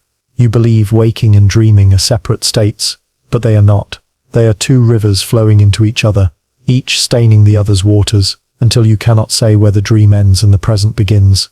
Consider the strange persistence of dream imagery. You wake, and though the details dissolve, fragments remain, a face you do not know but recognize in some way, a room you have never walked through yet feels familiar, a task you were desperate to complete but never could. Hours later, in your waking life, those fragments surface again, in the look of a stranger, in the corner of a street, in a feeling of unfinished urgency. Dreams bleed into your day, shifting its texture, altering its meaning. You think you are living only the present, but you are also living the residue of dreams. Neuroscience confirms that dreaming is not idle fantasy. During REM sleep, the brain is as active as in waking, rehearsing, simulating, replaying. Neural circuits strengthen, memories consolidate, emotions regulate. Dreams are not unreal, they are rehearsals, reconstructions, recombinations, and when you wake, those rehearsals remain. The emotional tone of a dream can linger all day, shaping your choices without your knowing. A dream of loss makes the world heavier. A dream of flight makes it lighter. Dreams bleed into present perception, guiding you from shadows. Sometimes the bleed is more direct. You wake in the night certain that someone called your name, though no one did. You feel the weight of a hand on your shoulder, though you are alone. You hear voices fading as though from another room, though the house is silent. These are not hallucinations. They are dreams bleeding across the threshold, half in one world, half in the other. The border between dreaming and waking is porous, fragile. Your life is not confined to waking alone. You live in both states, interwoven. Even waking imagination carries the same structure. When you daydream, you slip into another world, another self, another story. For a moment, it feels unreal, but your body responds, your emotions stir, your thoughts bend. The dream bleeds into the present, altering your mood, your perspective, your choices. You may dismiss it as just a daydream, but in truth, it has changed you. Every fantasy you imagine, every scene you rehearse, every alternate life you picture, leaves a trace that bleeds into your reality. Philosophy has long blurred this line. Descartes questioned whether life itself could be a dream, whether waking was only another layer of illusion. Eastern traditions insist that waking life is Maya, dreamlike, indistinguishable in essence from the visions of sleep. If waking is dreamlike and dreaming is lifelike, then the separation collapses. What you call reality may simply be one dream bleeding into another, one state of awareness looping into the next. And this explains the uncanny experience of déjà vu. You walk into a room and feel you have been there before. Perhaps you dreamed it, perhaps the dream bled into your present, and when the scene arrived, you recognized its echo. The familiarity is not error, but recognition. You are living what you already lived in, another state, another dream, another layer of now. Dreams do not vanish when you wake. They wait, bleed, return. Consider memory again. How many memories are in fact dreams mistaken for events? A childhood image, a conversation, a face. You are certain they happened, but perhaps they were only dream fragments that bled into your sense of history. Over time you cannot distinguish. Your past is stitched from both waking and dreaming, blended until inseparable. You believe in a singular timeline, but it is patched together from dreams bleeding into present, and present bleeding into dreams. This bleed also alters identity. You are not one self but many, dreamed selves included. The you who walked through a city of glass in a dream, the you who spoke with the dead, the you who flew above oceans, those selves are not fiction. They are versions of you, real in their state, leaving impressions that shape the waking you. You are not only the person of the present, you are also the sum of your dreams, folded into identity, bleeding into who you are now. Pause here. Ask yourself, What did you dream last night? Can you still feel its echo in this moment? Even if the details are gone, notice how its tone lingers, how it colors your mood, how it shades your perception. That is the bleed. You are not only living today, you are also living fragments of last night's dream, and tomorrow you will carry fragments of tonight's. The bleed is constant. The present is never pure. Here lies the paradox. You cannot separate waking and dreaming, yet you insist on the division. You believe you are awake now, but the signs of dreaming remain, images that do not belong, feelings that cannot be explained, intuitions that come from nowhere. And in dreams, you believe you are awake, unaware of the bleed, until you wake again. At each layer, you believe in the reality of the state you are in, forgetting how porous the boundary is, forgetting that both are only versions of now. So the truth may be this: you are always dreaming, even in waking, and you are always waking, even in dreams. Each state bleeds into the other, shaping you, haunting you, creating infinite versions of yourself across realities. You are not living one life, but many, split across waking and dreaming, each one bleeding into the next, each one alive in its own way. Take another breath. Feel the blur. This moment you call real is already stained by the dreams that came before and the dreams that will come after. You cannot separate them. You are both the dreamer and the dreamed, both awake and asleep, both here and elsewhere. Dreams bleed into the present, and the present bleeds back into dreams, and you, caught between them, are living both endlessly. Silence is usually described as nothing, a blank, a pause between the real events of sound and action. Yet if you listen closely, the quiet is not empty at all. It is textured, layered, alive with possibilities. It is the negative space that sculpts the figure, the blank page that teaches the ink where to go. Silence is not a void, it is a field of potential. And within that field, this same moment splinters into countless variations you rarely notice, each formed not by what is said or done, but by what is withheld. Consider a conversation that turns on a breath. Someone asks you a question, and there is a pause, half a second, maybe less. In one version of now, your pause is firm, composed; in another it trembles, in another it stretches a beat too long, and the answer curdles into awkwardness. Nothing happens, yet everything has already changed. Silence is a decision, an inflection, a vector. The unsounded beat redirects the future, and each unsounded beat contains its own branching map. The moment feels singular, only because you ignore the variations that unfold in what you didn't say. Music makes this plain. A rest is not the absence of note. It is a precise shape, a measured chamber where meaning resonates. Move the rest by a fraction, and the phrase turns wistful, then urgent, then devout. Hold it a breath longer, and the melody confesses something it did not before. Shift it earlier, and it withholds. An orchestra can rehearse the same bar 100 times, and discover 100 different silences, each one changing the gravity of the notes around it. Your days behave the same way. The rests between your actions tune the melody of your life. In the body, silence takes the form of stillness, but stillness is made of micro-motions. Sit perfectly quiet, and you will still feel the circulation whispering through your wrists, the breath barely loosening the ribs, the eyelids shimmering with tiny adjustments. Inside the outward hush, variations swarm, heartbeats spaced slightly differently, breaths that pause a shade longer at the top, muscles choosing to soften or to guard. This quiet choreography writes different futures into the tissue. The same posture lived with a different micro-silence becomes a different moment, and the moment becomes you. Neuroscience hints at a similar architecture. Neurons fire in rhythmic bursts, but between bursts there are gaps, brief, electric silences in which the brain reconfigures its readiness. In one gap the system tilts toward caution, in the next toward curiosity. The signal is absence, but the absence is patterned. Your thought emerges not from continuous noise, but from lattices of quiet that bias the next ignition. At the scale of perception, silence is not blank, it is a scaffold. Quantum theory goes further. What we call empty space seethes with vacuum fluctuations, particles appearing and vanishing in blinks too quick to measure, a hush that is never truly at rest. The silence between events is a foam of maybes. Shift the energy slightly, and different outcomes precipitate, like crystals choosing a lattice from chilled solution. At the deepest level, the universe's quiet is plenitude, and this plenitude holds the variations of now like seeds. Language gives you a household version of this physics. The comma, the semicolon, the dash, Each is a calibrated silence, a held breath of specific length.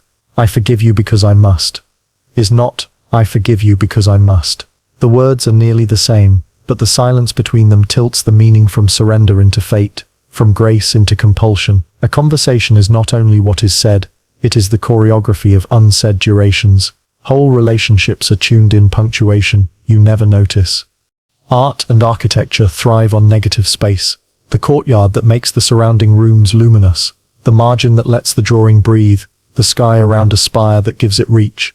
The mind operates the same way. Thought requires margin. Crowd every second with sound, and you flatten the topography of meaning. Give the second a contour of quiet and details rise like hills. The same street walked with a listening silence reveals a bell you never heard, a leaf you never saw, a life you did not know you were part of. The exterior is unchanged. The interior silence changes everything. Meditation is the study of this. Sit and attend to quiet, and you find it is not one silence but many. The bright, thin hush of expectancy. The heavy, upholstered hush of fatigue. The open meadow hush that stretches in all directions. The taut, drumhead hush before a storm of thought. These are not poetic metaphors. They are real textures inside the same interval. You can live 10 versions of a minute by changing nothing but the attitude of your quiet. Even ethics is carried on the back of silence. There is the silence that protects, that keeps a confidence safe, that refuses to turn a person into a story for your benefit. There is the silence that colludes, that chooses comfort over truth. There is the healing silence that lets another finish a trembling sentence, and the cowardly silence that lets harm continue, each one outwardly mute, inwardly distinct. From a distance they look identical, up close they shape entirely different futures. You will notice that fear and love possess different silences. Fear's quiet is rigid, airless, counting exits. Love's quiet is porous, granting room. Sit with someone you trust, and an entire dictionary of silence is available. Playful pauses, companionable lulls, holy stillness.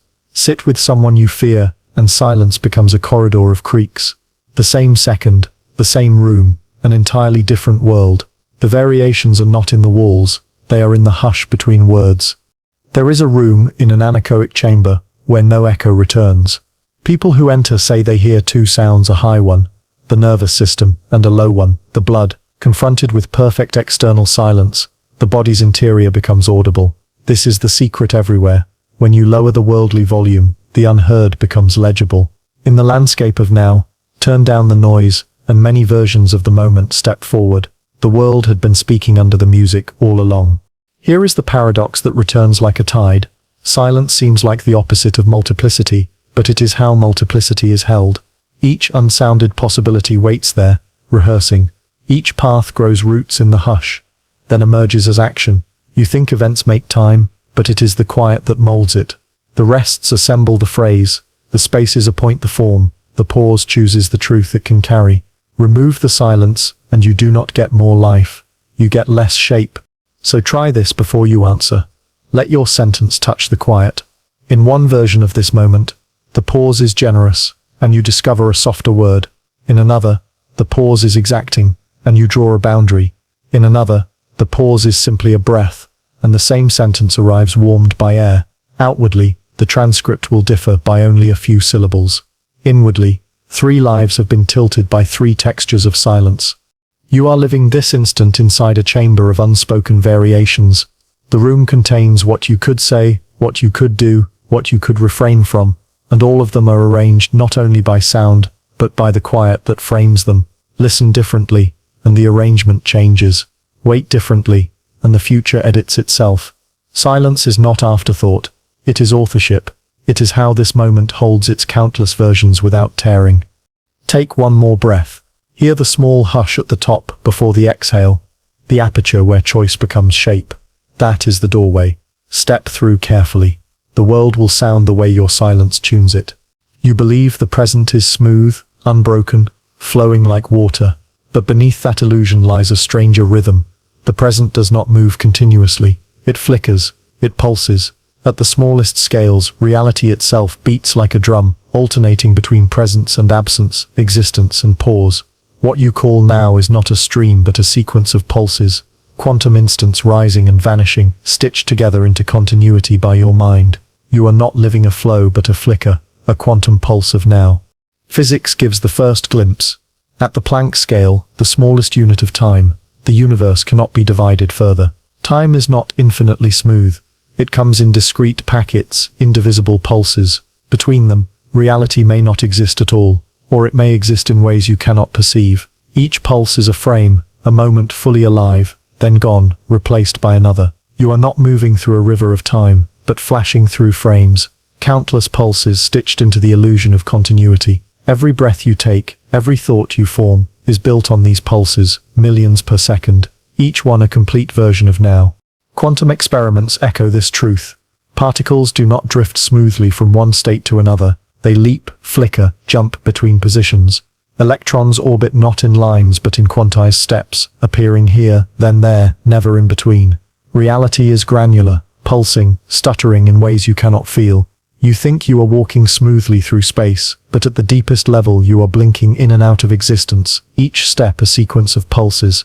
The continuity you believe in is only the blur of countless flashes too fast to notice. Even your brain reflects this pulse. Neural oscillations, brainwaves, fire in cycles, not in a steady stream. Consciousness itself rides on rhythms. Theta waves in memory, alpha waves in rest, gamma bursts in attention. You do not think continuously. You think in pulses, each wave carrying fragments of awareness, bound together into the sense of flow. Your very sense of self, the continuity you guard so fiercely, is built on oscillations, gaps filled in by the stitching work of consciousness. The pulse you feel is not a single flame but a flicker. Quantum pulses of identity arising and dissolving in each beat. Pause here. Imagine for a moment that everything around you, the screen, the room, your body, is not stable but pulsing, flashing in and out of existence millions of times per second. You never notice the gaps, because your mind smooths them over, just as it smooths the flicker of frames in a film reel, into seamless motion.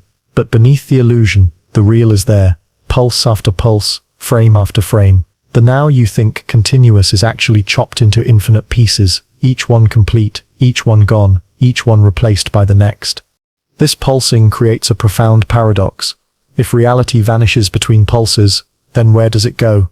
Does the universe blink out entirely, replaced each time by a new version, or do the other versions, the in-between states, continue in parallel, infinite realities pulsing side by side? Some physicists suggest that between the flashes, all possibilities exist, waiting, before collapsing into one, when the pulse arrives. If so, then every instant is a quantum slot machine, spinning possibilities, and landing on one outcome, for you. But in other versions, the spin lands differently, and those versions live on. Every pulse births infinite realities, every pulse is infinite now. Dreams sometimes hint at this pulse. You fall asleep, and in a fraction of a second, you live a long, sprawling story, hours of experience packed into a sliver of time. This is the mind perceiving the pulse differently, stretching one instant into many, replaying one quantum beat in infinite variations. Waking life is the same, only steadier, stitched into consistency, but sometimes the seams show. Time slows in crisis, stretches in awe, collapses in routine. What you call time dilation is only consciousness catching a glimpse of the pulse, noticing the flicker usually hidden. Philosophy has touched this too. Zeno's paradox asked whether motion is possible if time is composed of discrete instants. How can an arrow fly if it exists only in still frames? The answer is not that the arrow moves smoothly, but that you experience its flicker as smoothness. The pulse is too fast to notice. Reality is a stop-motion film, and you are caught inside it, forgetting to question the flicker. And here is the strangest consequence. If the present pulses, then the self does too. You do not exist continuously. You arise in one pulse, vanish in the gap, arise again in the next. Identity is not a river but a strobe, a sequence of selves flashing in and out. You believe you are continuous, but you are replaced millions of times per second. The self who began this sentence is not the self reading it now. You are not one identity but countless, each one a pulse, each one alive only in its instant. So who are you, if you vanish between pulses?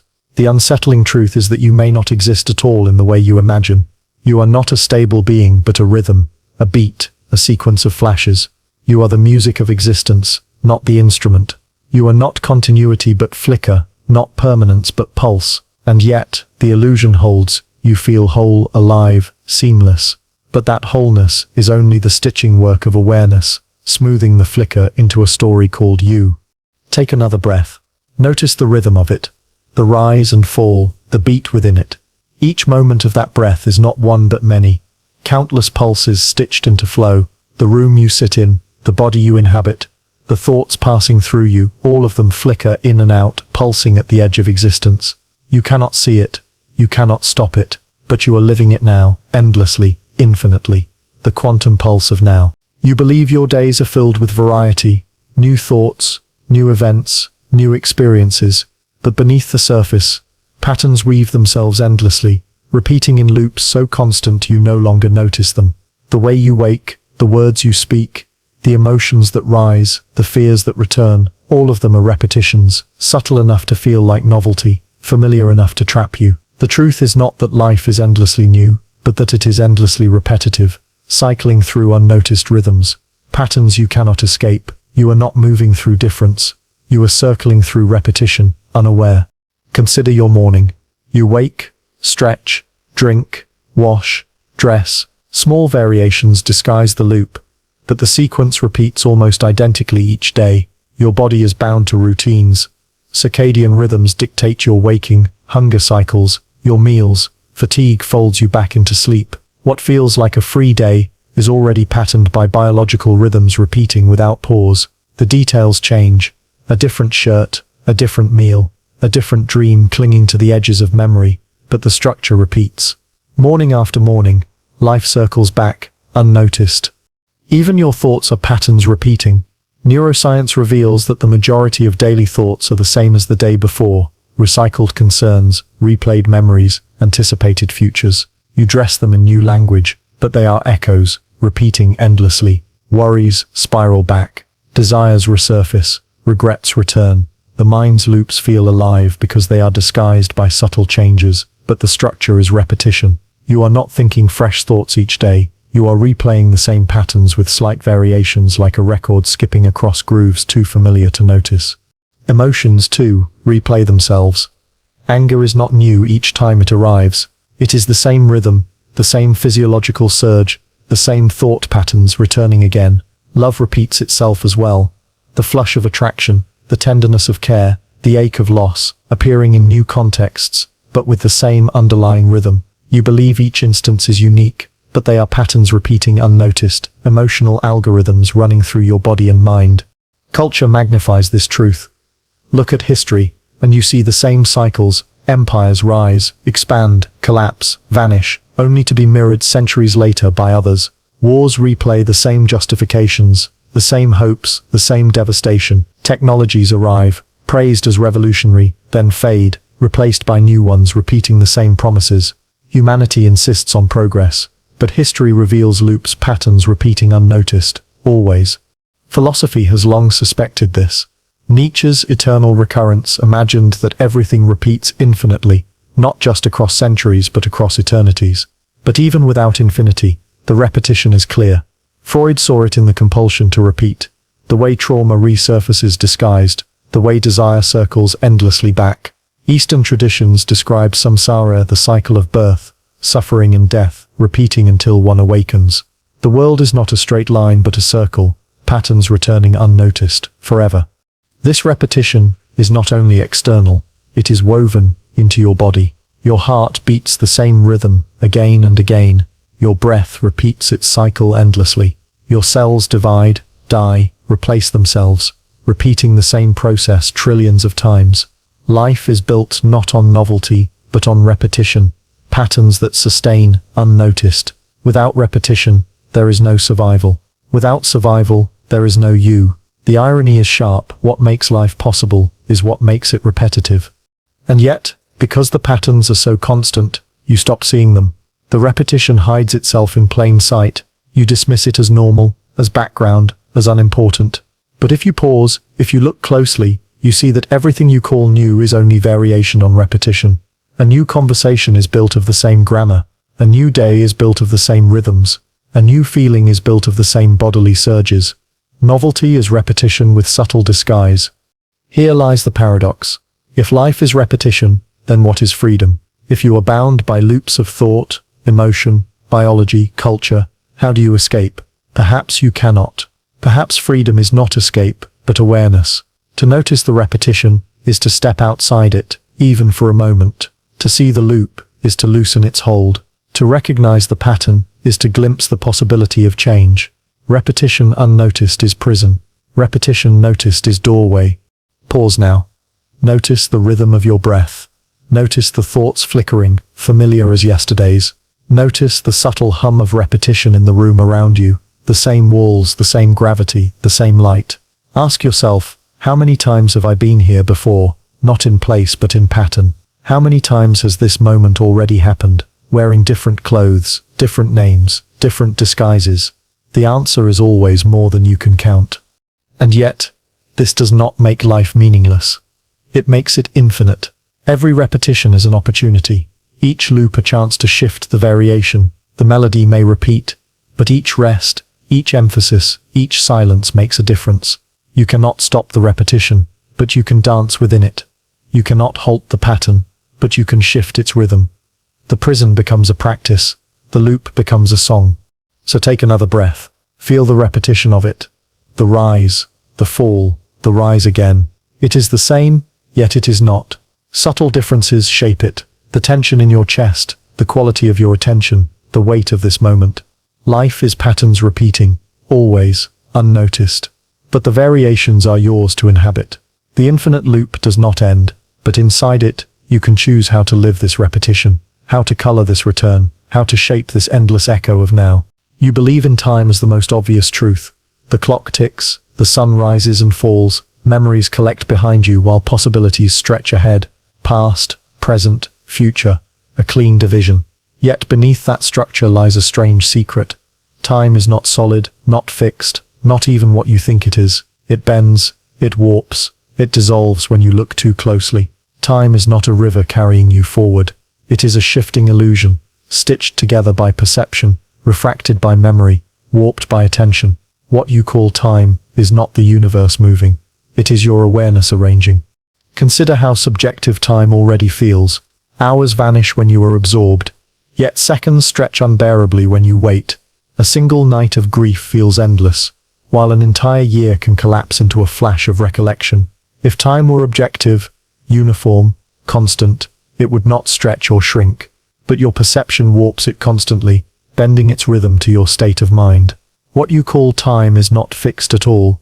It is elastic, pliable, an illusion shifting with you. Neuroscience supports this. The brain does not perceive time directly. It constructs it from sequences of events, from memory stitching, from attention pulses. When you notice more details, time feels slower. When you notice fewer, time accelerates. The present moment itself is a construction, stitched from fragments arriving at different speeds, aligned into the illusion of flow. You do not live in real time. You live in constructed time, shifting with every change in attention. Physics deepens the paradox. Einstein showed that time is relative, stretching and contracting with speed and gravity. To someone moving near the speed of light, a minute may pass while years pass elsewhere. Time is not absolute, it bends. In quantum mechanics, time nearly disappears, reduced to probabilities and entanglements. Some theories suggest that time does not exist at all, that the universe is a block, all moments coexisting, and your sense of time is only the way consciousness moves through that block, like a spotlight scanning across a frozen landscape. The flow of time is not real, it is awareness shifting. Memory exposes the illusion most clearly. The past feels solid, yet it changes every time you recall it. The details alter, the meaning shifts, the narrative bends. You are not reaching into a fixed vault, but rewriting history each time. The past is not behind you, it is recreated in the present. The future feels ahead, yet it is nothing more than imagined projections, shifting as quickly as your mood. Both past and future are illusions. Only the present exists, and even that present is stitched from perception, already delayed, already bent. Philosophy has long tried to wrestle with this. Augustine confessed that he knew what time was until someone asked him to explain it, and then it slipped away. Heidegger insisted that time was not something outside of us, but something we are, the horizon of our existence. Buddhist thought teaches that the past and future do not exist, only the present, endlessly arising, endlessly vanishing. Each perspective converges on the same truth. Time is not solid. Time is shifting illusion. Think of déjà vu again. That uncanny sensation arises because time slips. The present feels like memory. The future feels like repetition. The sequence collapses. Or think of dreams, you live hours in minutes, entire lives in a single sleep. Which time is real? Dream time or waking time? Both feel complete. Both collapse when compared. Time is not singular. It is plural. It shifts depending on how you enter it. Even culture reflects this. Some languages describe time as a line stretching forward, others as a cycle circling back, others as a landscape you move through. Each shapes how its speakers live in time. If time were fixed, it would not bend to language, but it does. People who imagine time as circular feel less urgency, more repetition. People who imagine it as linear race toward deadlines. Time is not one thing. It is a shifting illusion shaped by culture, by thought, by story. So pause now. Ask yourself, what time is it right now for you? Morning? Night? A moment of waiting? A moment of flowing? Does it feel fast or slow? Full or empty? Whatever you answer, notice how it changes instantly depending on your attention. Look at a clock, and time becomes mechanical. Look at your breath, and time becomes organic. Look at your memories, and time becomes narrative. Look at your possibilities, and time becomes dream. The same moment refracts endlessly, shifting into different illusions depending on how you hold it. Here lies the paradox. If time is illusion, then so is identity, because your self depends on the past you remember and the future you anticipate. If both are shifting, then so are you. You are not one continuous being, but a shape held together by illusions of time, illusions that change each time you notice them. The you of yesterday is not the same as the you of today, not only because you have changed, but because the timeline holding you has shifted. You are a figure drawn on moving glass. And yet, the illusion is not meaningless. It is how life becomes bearable. Without time, there would be no story, no sequence, no meaning. Illusion though it is, time gives coherence to chaos, a rhythm to existence. The trick is not to escape it, but to recognize it. To see the illusion is to loosen its hold, to live more freely inside it. You do not need to destroy time. You need to remember that it shifts. So take another breath. Feel how the second stretches or contracts depending on your awareness. Notice how memory, anticipation, and presence fold into one. You are not moving through fixed hours. You are living inside shifting illusions, endlessly refracted, endlessly bent. Time is not what you think. Time is what you are perceiving, and perception changes always. The universe is not ticking. It is shimmering, and you inside it are the shimmer too. Look into someone's eyes and you glimpse a paradox behind those pupils. A whole world is alive, complete, unseen by you. Each gaze you meet is not just a surface but an opening into another universe, another version of reality, fully formed and inhabited. You know this because you carry one yourself. Behind your own eyes, existence multiplies, memories, feelings, fears, imaginings, all colliding in a private cosmos that no one else can touch directly. The truth is not that the world is singular, shared by all, but that each eye is a portal, each gaze a multiplication of existence. Reality is not one.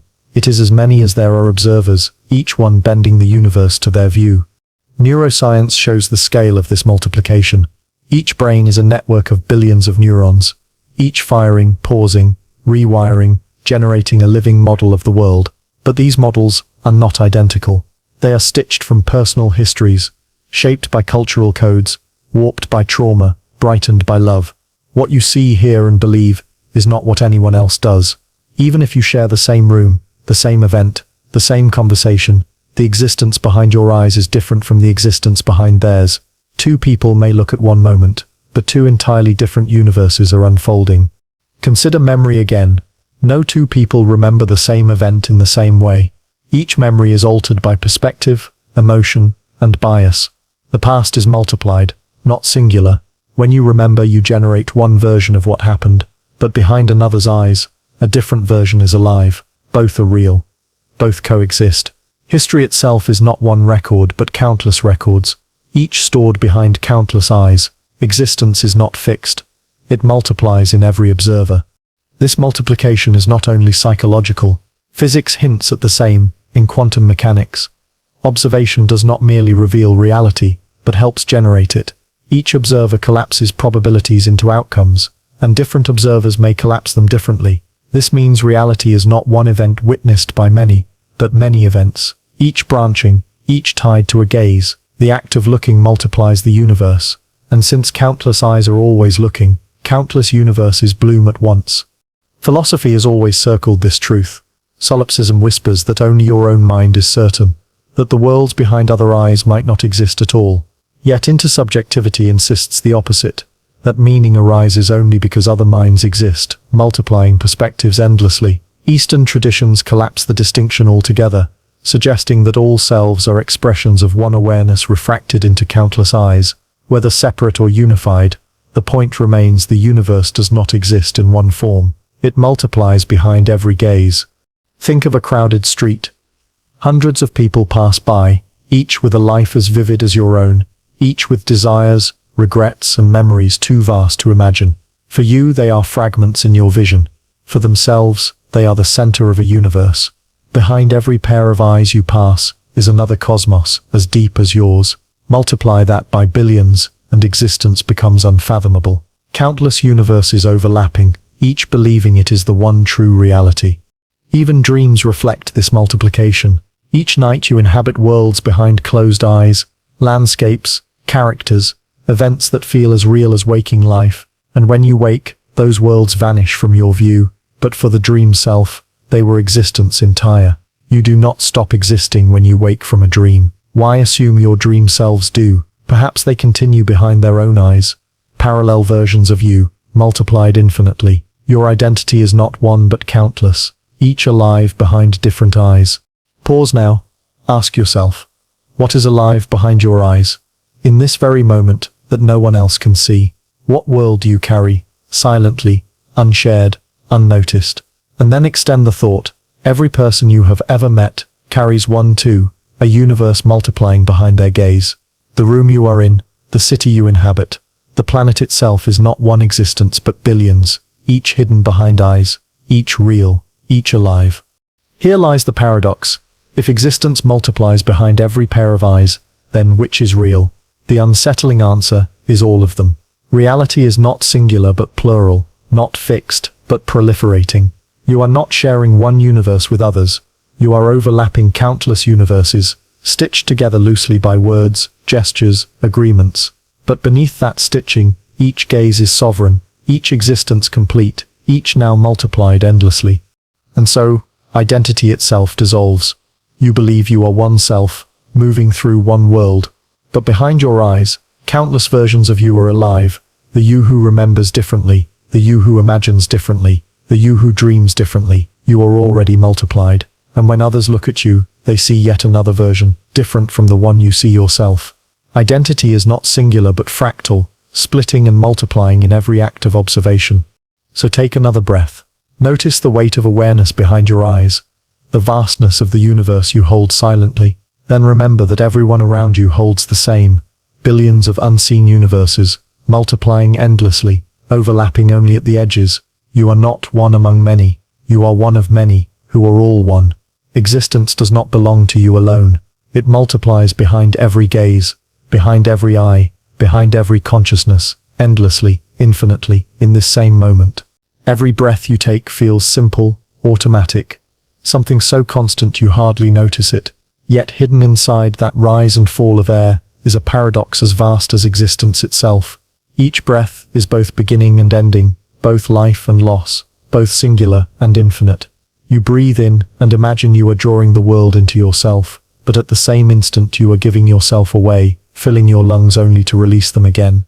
Breath is a cycle, but it is also a contradiction. Every inhale says you are alive. Every exhale says you cannot hold on. To breathe is to live the paradox of being and not being, endlessly repeated in the rhythm of now. Consider what breath actually is. With each inhale, molecules of oxygen flow into your lungs, cross into your blood, and become part of you. But those molecules were once outside, in trees, in oceans, in ancient air breathed by animals long gone. You call the breath yours, but it was never only yours. It is borrowed, shared, recycled across time. And when you exhale, you return it, mingling with the breath of others, with the atmosphere itself. Your most intimate act of life is also your most constant surrender. Breath does not belong to you, you belong to breath. Science deepens the paradox. The oxygen you draw in is carried by hemoglobin, binding and releasing in precise rhythms. Without it, your cells cannot produce energy. Breath sustains you, yet every exhale releases carbon dioxide, a waste product that other life, plants, trees, algae, needs to live. What you discard sustains them. What they release sustains you. Each breath is not yours alone, but part of a larger cycle, a shared respiration of the planet. To breathe is to participate in a paradox. Every inhale is yours, every exhale belongs to the world, and neither can be separated. Philosophy has always returned to breath. Ancient traditions made it the anchor of meditation, the proof of presence, the rhythm of awareness. In Sanskrit, prasha means both breath and life force. In Greek, pneuma means both breath and spirit. Across cultures, breath is never only biological. It is the bridge between body and world, self and cosmos, matter and spirit. To breathe is to live in paradox. The most personal act is also the most universal. Each inhale is yours, yet it is also the world's. Each exhale leaves you, yet it never truly leaves. And notice the rhythm. You cannot inhale forever, nor can you exhale without return. Each breath is unfinished, incomplete without the other. You live by the paradox that life is not holding, but letting go. To cling to breath is to suffocate. To release is to survive. Your entire existence rests on this contradiction. The very thing you must have is also the thing you cannot keep. Every breath teaches you this truth, whether you notice or not. Even your emotions ride this paradox. Fear shortens the breath, turns it shallow, fragmented, as if clinging could protect you. Calm deepens the breath, slows it, as if surrender could hold you safe. Joy lightens it, grief weighs it down. Yet the rhythm persists, carrying you through states of mind, repeating the paradox of holding and releasing again and again. Breath is both mirror and teacher, showing you how to live in contradiction without breaking. Consider also the multiplicity hidden in each breath. You think you are living one moment, but every inhale and exhale contains countless variations. One breath carries steadiness, another carries hesitation, another carries longing. You may not notice, but the body records them all.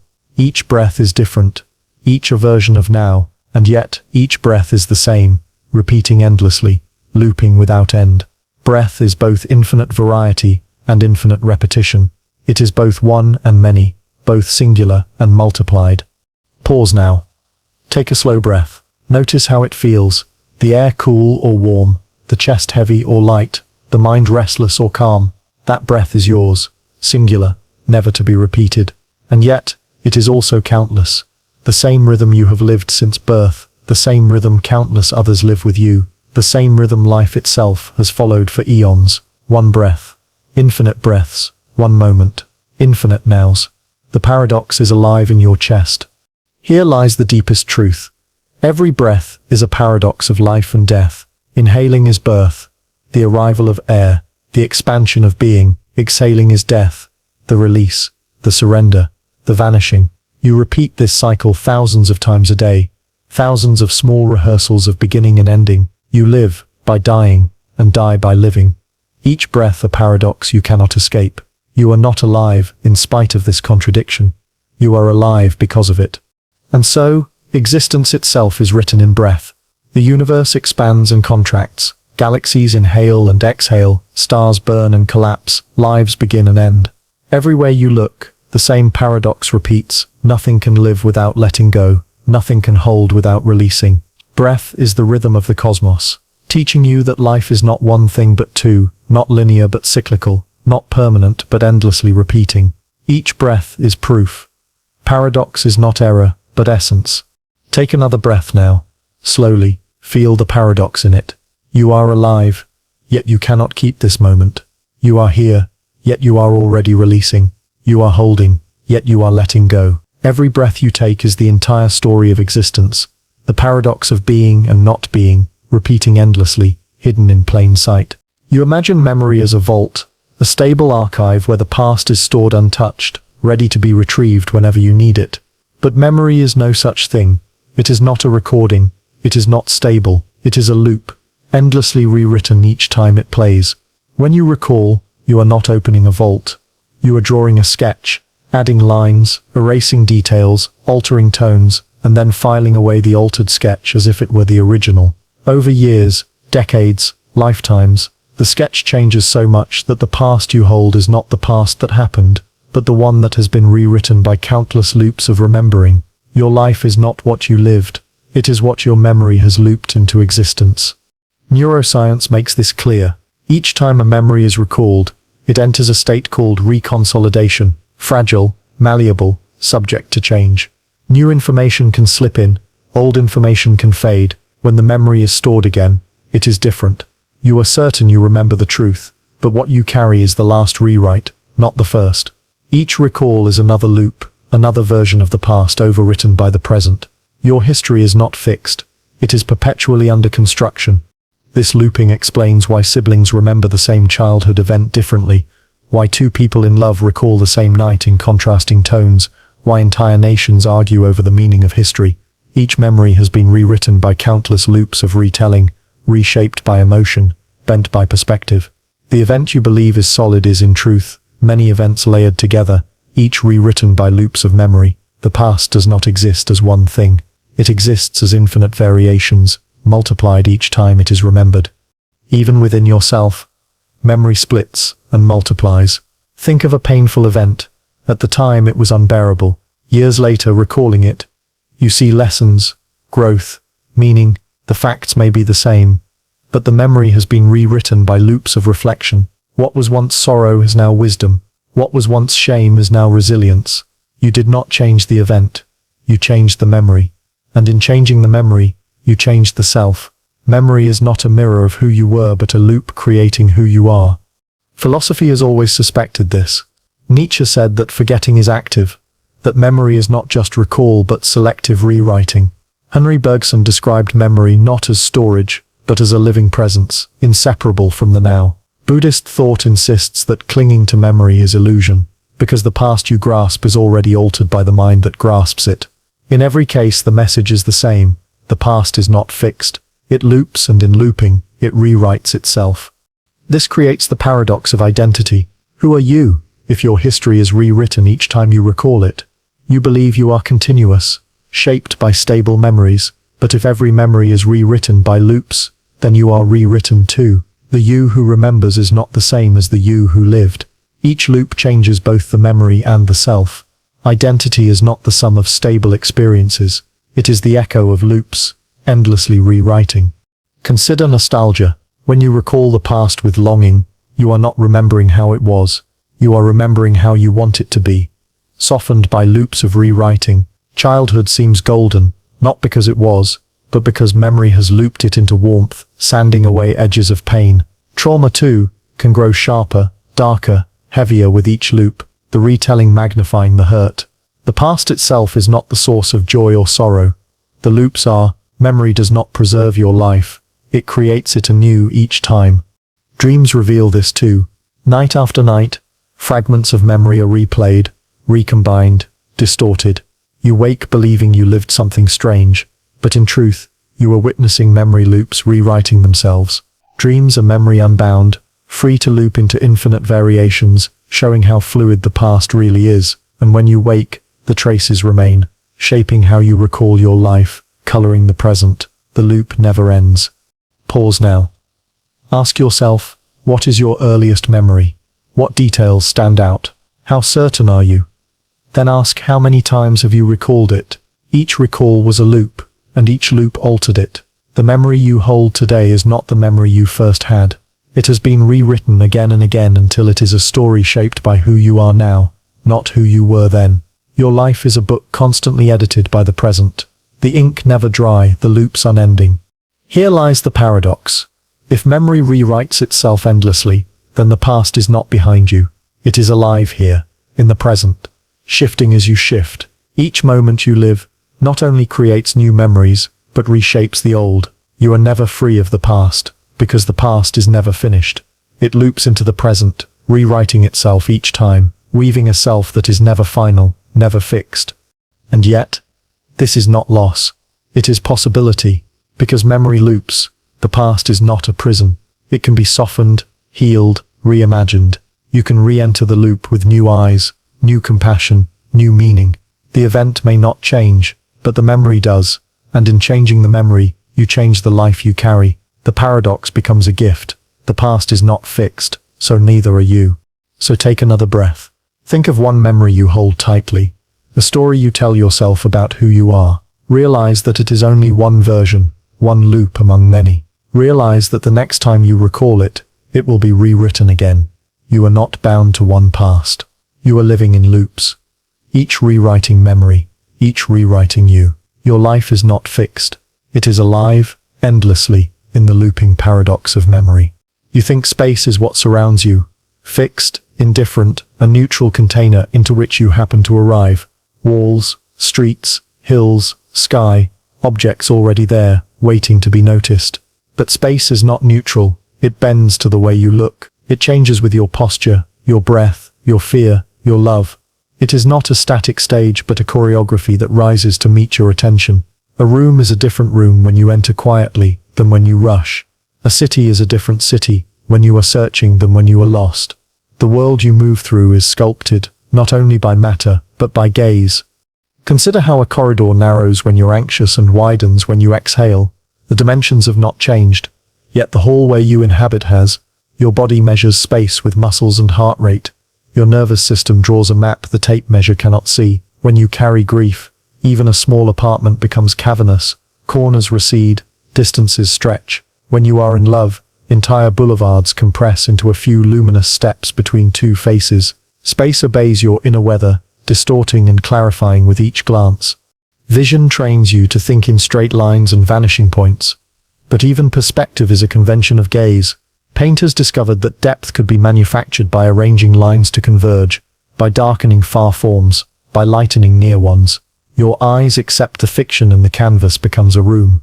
In life you perform the same trick. What you attend to brightens. What you ignore fades. A crowded cafe collapses into a single table when the conversation matters. A train station expands into a field of exits when you miss your stop. Perspective is not only optical, it is existential, and you draw it with attention. Physics nods in agreement. Relativity tells you that space is braided with time, and both warp around mass and motion. Speed alters distance, gravity bends light.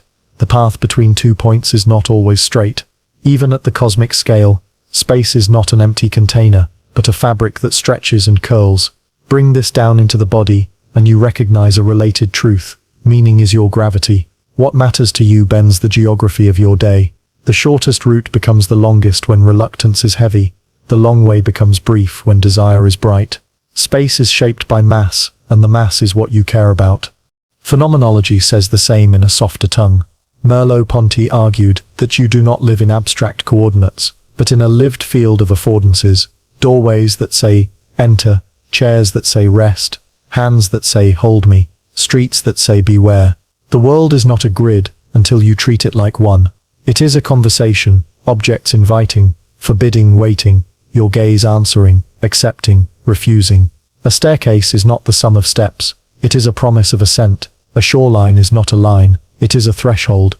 The space you inhabit is a grammar of invitations that only you can read as you do. Social life thickens this grammar. Walk into a meeting and watch the table grow taller when authority sits across from you. The same room lowers its ceiling when secrets are told. A library hush extends aisles beyond their measure. A festival compresses streets into a bright knot of bodies. Architecture drafts blueprints, but gaze writes the final plan, minute by minute. Light itself participates. Morning sun lays a road across the floor, and your day follows it. Dusk unspools shadows and your thoughts lengthen with them. The square footage remains. The lived footage changes. Maps remind you of the illusion. The map is not the territory, and neither is your first look the world. A neighborhood on paper looks small. On foot it dilates. In memory it becomes a constellation of corners where your life turned. Parallax, how things shift when you move, teaches the same lesson. A tree jumps against a far hill as you pass. A star slips when you change eyes. Space is not one arrangement, it is many, and motion chooses among them. Your gaze is constant motion, even when you sit still. The world rearranges to your stance. Fear reshapes space into trap. Watch how exits vanish when panic rises. How doorways become bottlenecks. How open fields feel exposed. Love reshapes space into sanctuary. A window becomes a stage for light. A kitchen becomes a hearth. Even the street between two homes becomes a gilded corridor. Grief empties rooms of their furniture, or crowds them with absences. Joy opens ceilings. Shame lowers them. The geometry of your inner life drafts the floor plan of the world. Language participates in this drafting. Call a place home and it gathers walls around your breath. Call it temporary and the corners never settle. Label a desk work and the chair stiffens. Label it studio and the same wood becomes possibility. Words are lenses, fit one, and distance changes, fit another, and angles soften. You do not merely describe space, you prescribe it, and then you live inside the prescription. Attention is the carpenter. Where you look, surfaces arrive.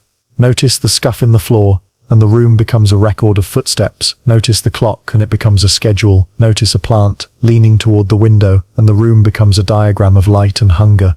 The same square becomes chronicle, calendar, or diagram depending on where your gaze rests. This is not trivial ornament. It is the architecture of meaning. A life is built from the spaces your attention keeps building. Even silence carves rooms.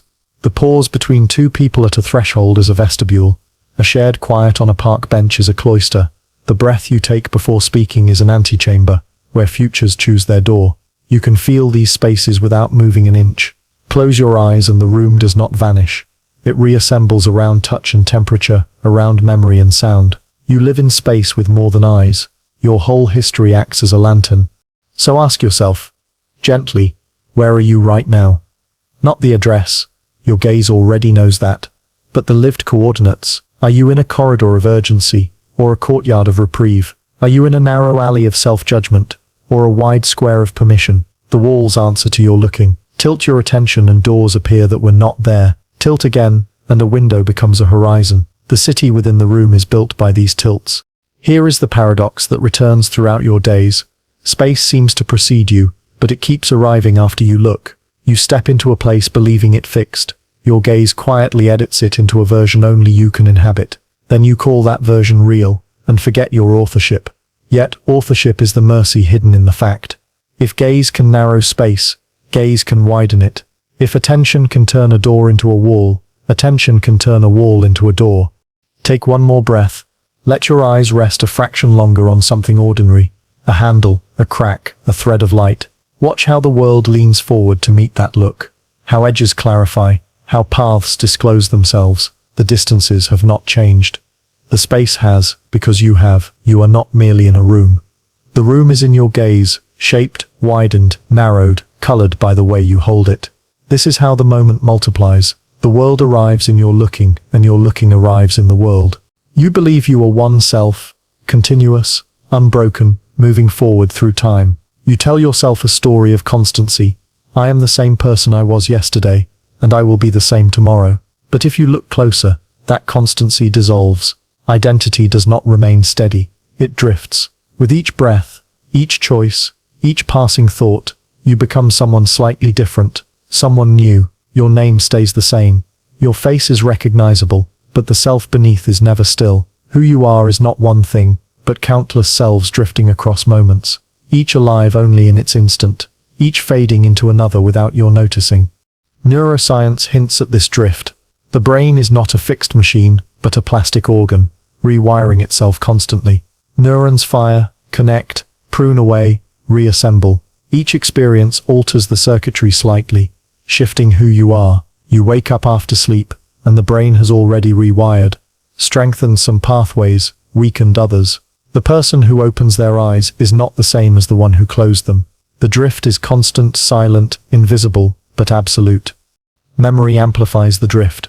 Every time you recall an event, you rewrite it, and in rewriting, you reshape yourself. The self who remembers is not the self who lived, and the self who will recall tomorrow will be different still. You are not one memory, but layers of altered recollections, looping into new versions of identity.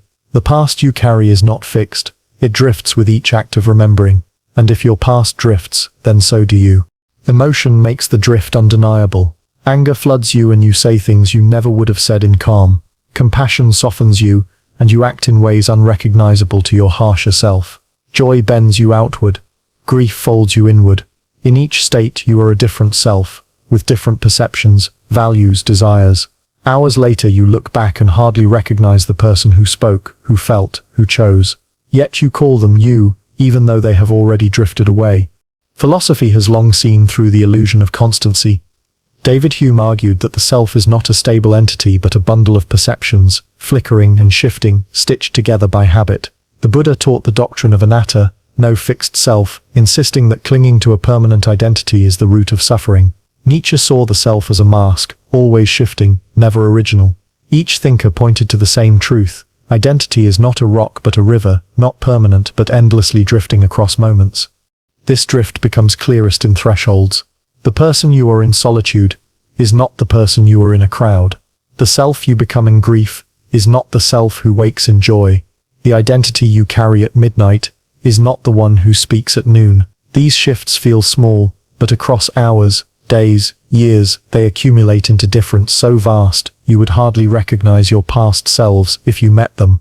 In a way, you don't. You speak of your childhood self as another person entirely, and you are right. They were. Dreams also reveal the drift. Each night, you inhabit selves that feel authentic but dissolve upon waking. In one dream you are confident, in another vulnerable, in another a stranger altogether. These selves drift back into silence, but they leave impressions. The self you wake as is altered by the selves you dreamed. Waking identity is not pure. It is already shaped by drifting selves you do not even remember. Pause here. Ask yourself, who are you right now? Who were you an hour ago? Who will you be an hour from now? Notice how impossible it is to answer. Your body changes, your thoughts shift, your emotions ebb, your desires realign. Even in the time it takes to read this sentence, you have already drifted into another version of yourself. Slightly older, slightly altered, slightly new. You cannot hold oneself, because there is no oneself to hold. And here lies the paradox. Though identity drifts endlessly, you still feel continuity. You still call all these shifting selves. You are 1,000 different selves stretched across moments, yet you weave them into one thread. The illusion of constancy is not error, but necessity, the story that allows you to live without fracturing. But beneath the story, the drift is real. You are not one being moving through time. You are countless beings passing the torch of consciousness, each lasting only a moment, each replaced by the next. So who is the real you? Perhaps none. Perhaps all. The child you once were, the dreamer you become at night, the stranger you will be tomorrow. Each is a version of you, each authentic in its moment, each part of the drift. Identity is not a single self, but a constellation, flickering and reforming across the sky of time. You are not the star itself, but the shifting pattern. This drift does not diminish you. It expands you. If you are not bound to one fixed identity, then you are not trapped. You can change, transform, evolve. You can let go of selves that no longer serve you, knowing they were never permanent. You can embrace the new, knowing it too will drift. You are not locked in a single story. You are a library of selves, written and rewritten across moments. Take another breath. Notice how you feel now, how you think now, how you imagine yourself now. Realize that this self is already drifting into the next. Realize that the you of tomorrow is not bound to the you of today. You are not one person living one life. You are countless selves drifting across countless moments, stitched together by memory, illusion and breath, and in that drift, you are infinite. You think your choices are contained within your life, that they begin and end with you. A decision is made, an action follows, a consequence returns. You imagine the circle closes there, but no choice ever stops at the edge of your skin. Each one ripples outward, echoing into others, shaping futures you will never see, lives you will never know. The truth is that every choice you make echoes beyond you, multiplying across space and time, creating worlds you cannot count. You are not choosing only for yourself. You are choosing for countless others. Each echo a version of reality born from your decision. Consider something simple. You smile at a stranger. To you, it is nothing, a moment forgotten as soon as it passes. But for the stranger, it may ease a loneliness, shift a mood, alter a choice. That shift ripples outward. They speak differently to someone they love, who then carries it forward again. A single smile, unnoticed by you, echoes endlessly. The same is true of every word spoken, every silence held, every action taken. You are not living in isolation. You are an epicenter, sending out waves that bend the shape of countless futures. Neuroscience offers a mirror for this ripple. Each decision in your brain is not isolated, but spreads through networks, influencing countless neural pathways. The firing of one cluster alters the probabilities of countless others. The self you are is not the result of one decision, but of millions echoing within the mind. Scale that outward into the world, and the same principle holds. Each decision is not singular but networked, altering patterns far beyond its origin. History is filled with examples. A single choice by an unknown person, to help, to harm, to invent, to destroy, ripples outward until nations shift. Cultures change, lives are born or erased. A farmer saves seeds in one season, and centuries later, entire crops survive because of it. A scribe preserves a manuscript, and a civilization inherits wisdom it would otherwise lose. Most choices are forgotten by history, yet their echoes remain, shaping the world silently. What you dismiss as small may echo longer than what you believe large. Even within your own life, the echoes surpass your imagining. Think of a choice you regret, a word you spoke, a chance you missed. That choice altered one path, which altered others, cascading outward until your life today bears its mark. And think of a choice you celebrate, an embrace you offered, a risk you took. Its echo still moves through you, and through others. The life you are living now is not only yours, it is the sum of echoes from choices made long ago, some yours, many belonging to others, all overlapping to shape the present moment. Philosophy sees this ripple clearly. Existentialists remind you that freedom comes with responsibility, not just for yourself but for others, because every act creates precedent, every decision reverberates. Buddhist thought insists that karma is not a ledger of punishment, but a recognition that actions ripple, weaving webs of cause and effect far beyond comprehension. In both, the message is the same: your choices do not end with you, they echo endlessly. This truth deepens the paradox of self. If every choice echoes beyond you, then you are living inside the choices of others as much as your own. The language you speak, the city you inhabit, the customs you follow, all are echoes of choices made by people you will never meet. You live within their ripples, just as others will live within yours. You are not an isolated self making singular choices. You are part of an infinite chorus, each note resonating through countless others.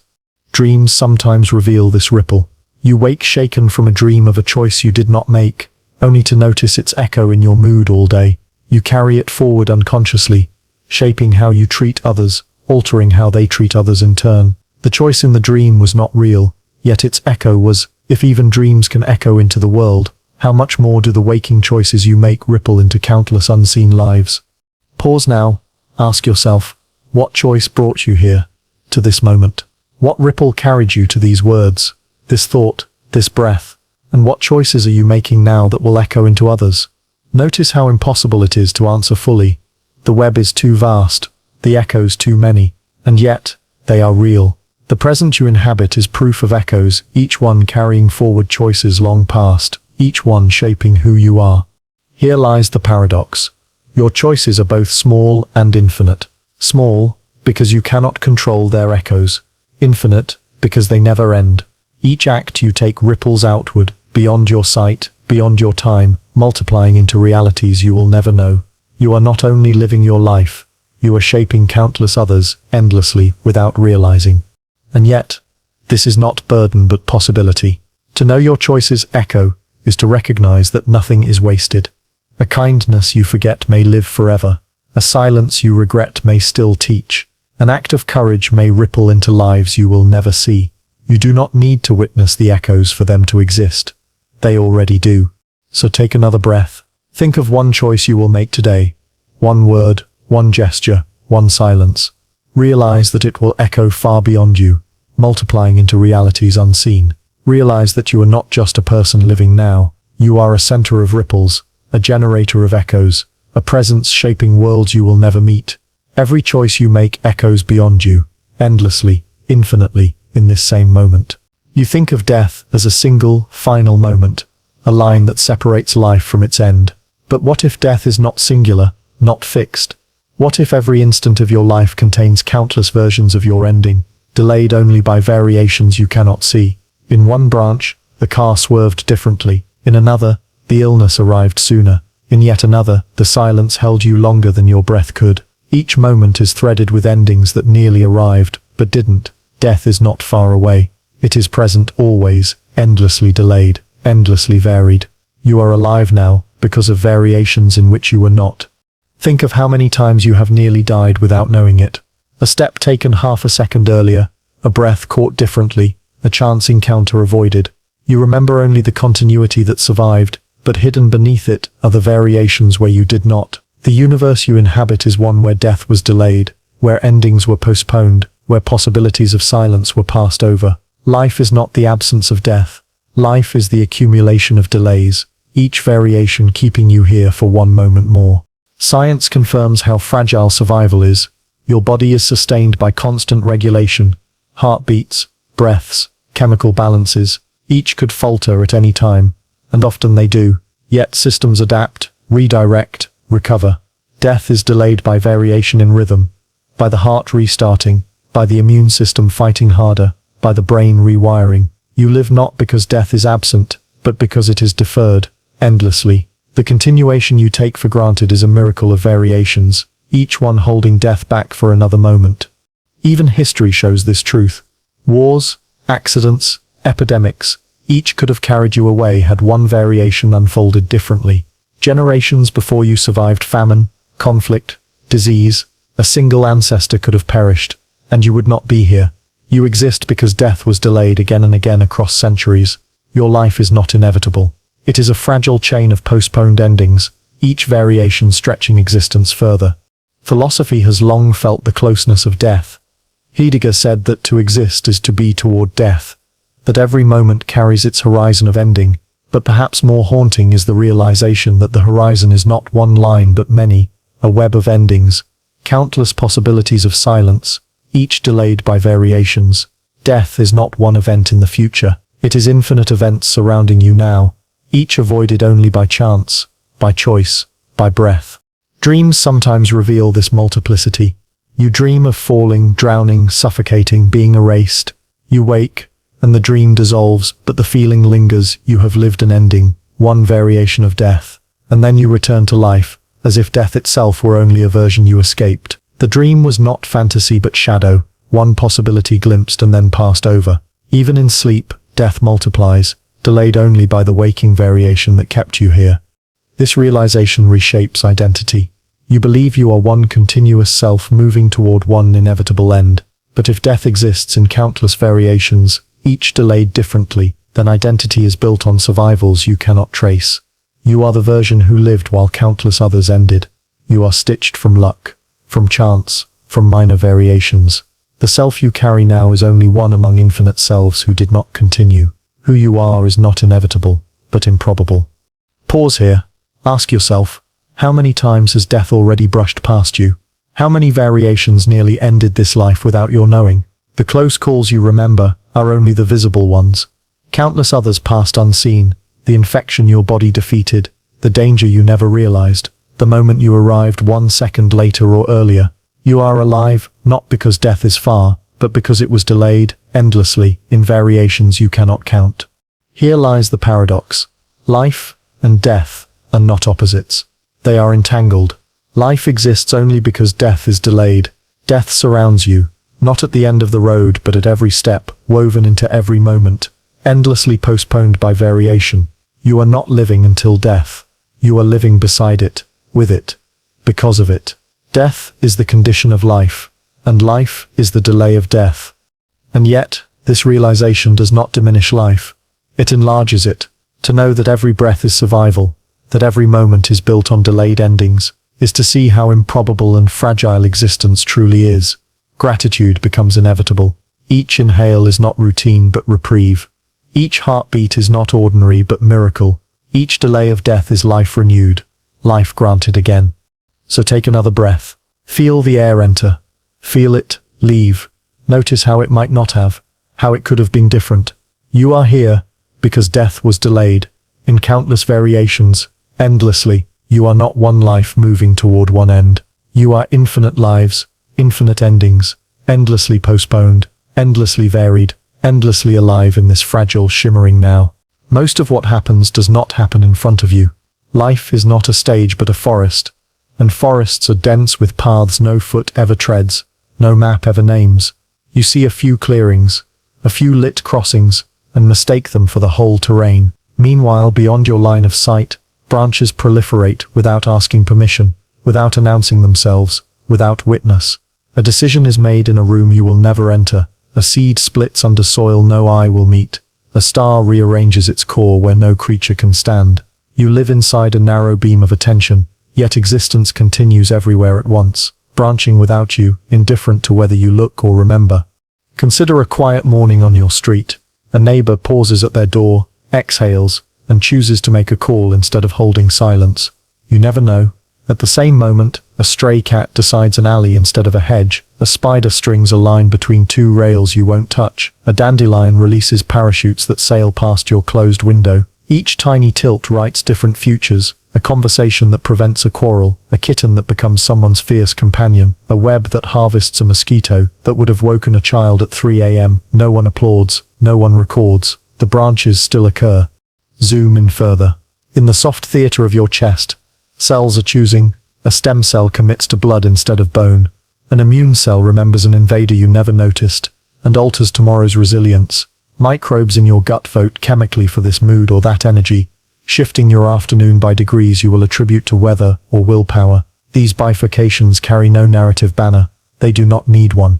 They are quiet tectonics, unseen, uncelebrated, composing the self who later says I decided, when in truth, a million unwitnessed variations prepared the ground. Zoom out. Far from your sky, a dust cloud blooms, gravity whispering to grains until a planet begins in darkness. In a glacier's blue heart, a bubble of ancient air divides and slides. A meltwater thread finds a new route, carving a different valley in a century you won't see. Deep under a rainforest, mycelial threads trade sugars and warnings, electing to thicken a path here, to dim a fungus there. No eye watches, yet choice abounds. Existence does not wait for cameras. It acts. Human life multiplies in the same hush. A clerk stamps a form that will alter a stranger's decade. A coder names a variable poorly, and leaves a crack through which an empire of bugs will march. A nurse adjusts a pillow, preventing a pressure wound that will never happen, and therefore be forgotten. Each branch extends into others' lives, often without their knowing, without yours.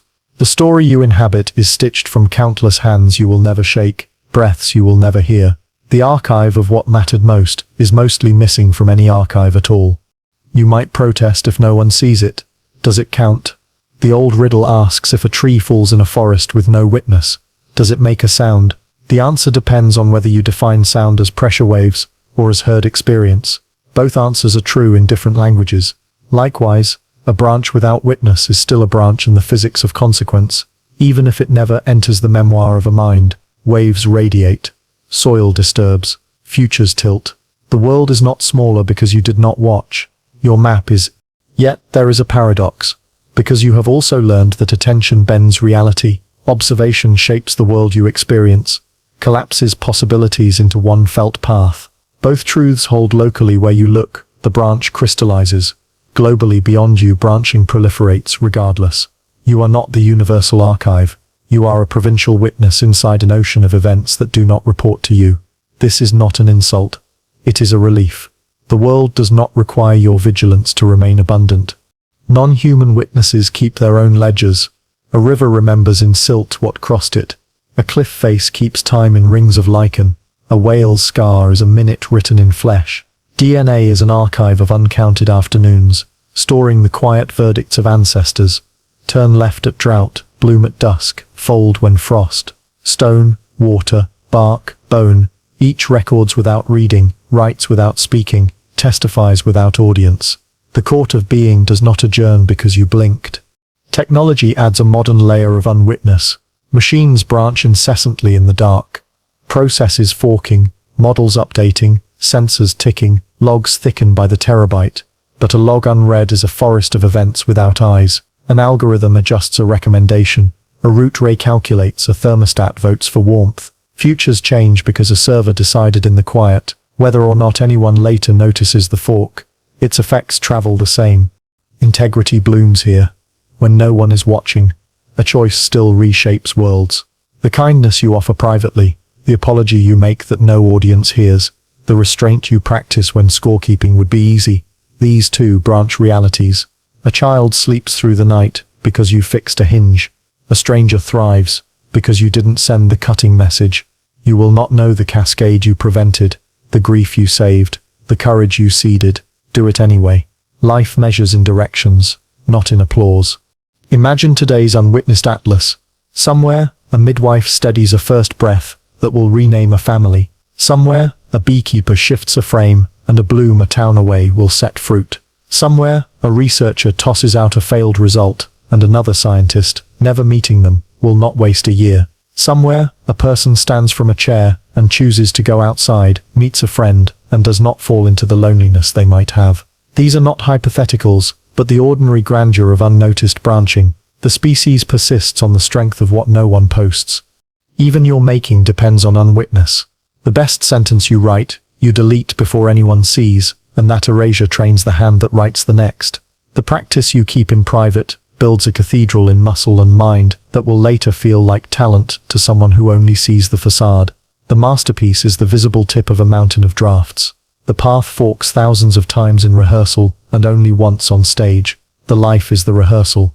Humility follows. You are not the sum of what others saw, and the world is not the sum of what you saw either. You are the sum of branches you felt and branches you didn't, of work you can name and work that worked you in silence. And you are, simultaneously, an unwitnessed branch in someone else's story, a passerby whose steadying glance prevented a stumble, a voice on a bus that planted a sentence in a stranger's pocket for a decade. So take one breath and give it to the unseen. Plant something you will not harvest. Fix a hinge you will not open. Learn the name of a small thing that does not care.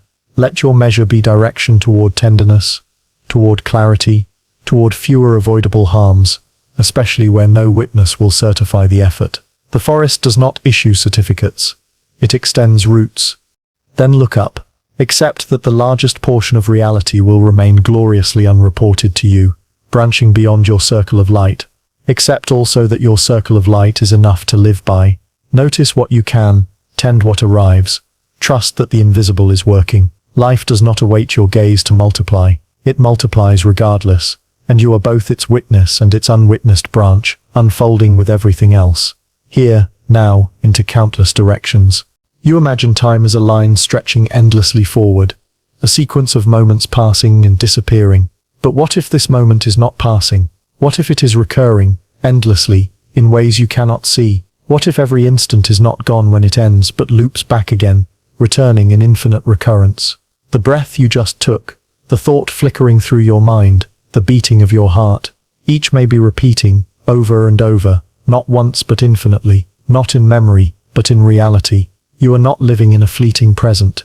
You are living in a loop, the infinite recurrence of now. Nietzsche offered a haunting version of this thought, eternal recurrence, the idea that your life, every gesture, every sorrow, every joy, will repeat again and again, eternally, without change.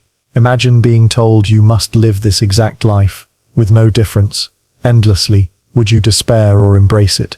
Yet the thought may not be metaphor. Physics suggests time itself may be cyclical, that the universe expands, contracts, and expands again, every event returning. Even if the scale is cosmic, the principle is intimate. This very moment may not be unique, but endlessly recurring, replayed across eternity. Look closer, and recurrence appears everywhere. The beating of your heart is a loop, each pulse repeating the same pattern. Your breath rises and falls endlessly, never new but always recurring. Your thoughts recycle, the same worries, the same desires, the same regrets returning day after day. You dress them differently, but they are repetitions. Your life is not a line but a cycle of loops, each now recurring in countless variations. You are not moving forward as much as you are circling, revisiting, repeating, again and again. Memory reveals recurrence too.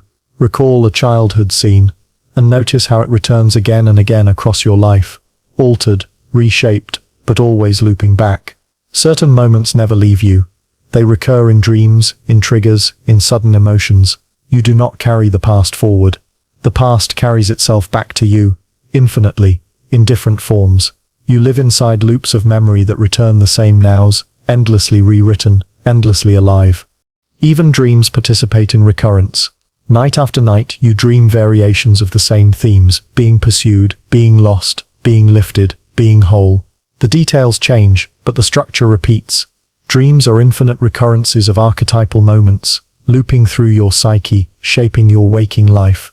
And waking life is no different. Each new experience is often a repetition of old patterns, familiar conflicts, familiar longings, familiar lessons returning until you notice. The recurrence of now is both cosmic and intimate, both physical and psychological. Philosophy and spirituality converge here. Buddhism describes samsara, the endless cycle of birth and death, suffering and desire, repeating until one awakens. Hindu cosmology speaks of kalpas, vast cycles of creation and destruction, each returning endlessly. Even in Western mysticism, time is seen as a wheel, not a line. Each tradition whispers the same: the now is not passing. It is recurring, infinitely, endlessly. Pause here. Ask yourself, how many times have you lived this very moment? How many times have you taken this breath, read these words, felt this awareness? The answer may be unsettling, perhaps infinitely many. Perhaps the loop is already complete, and you are only noticing the recurrence. The sensation of déjà vu, that eerie feeling of repetition, may be the mind brushing against the infinite recurrence of now, recognizing that this moment is not first but repeated. Here lies the paradox. If the now recurs infinitely, then both freedom and inevitability collapse. Freedom seems impossible, because every choice is already made, endlessly, looping forever.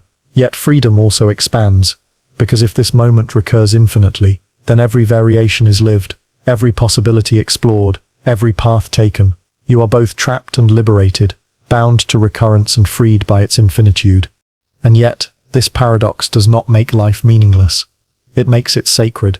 If this moment recurs infinitely, then it is not disposable, not fleeting. Every gesture matters, because it is eternal. Every breath matters, because you will breathe it endlessly. Every kindness matters, because it will echo forever. To live is not to pass through moments, but to inhabit them as eternal. The recurrence of now means that nothing is lost, nothing forgotten, nothing wasted. Everything repeats, forever. Take another breath. Feel its rhythm, its rise, its fall. Know that this breath is not singular. It is infinite, repeating across loops you cannot see, recurring endlessly. You are not moving through moments that vanish. You are living inside the infinite recurrence of now. This same moment, this same breath, this same awareness, repeating without end, endlessly, eternally, always. At the end of every sequence, every theory, every loop, there remains one question that cannot be avoided. Who is the final observer? You imagine that the universe will collapse into silence, that time will close its eyes, that perception will vanish with the last breath. But if all of existence requires an observer to make it real, then who watches the end? Who sees the curtain fall? If awareness bends reality, then even the end must be observed. And so the paradox arises: there must be a final observer, yet the final observer cannot end. Physics already trembles at this question. In quantum theory, nothing is definite until it is measured. Observation collapses possibilities into reality. But if all observers vanish, does the universe itself remain suspended in probabilities, uncollapsed? Does reality need one last gaze to finalize its ending? And if so, who provides it?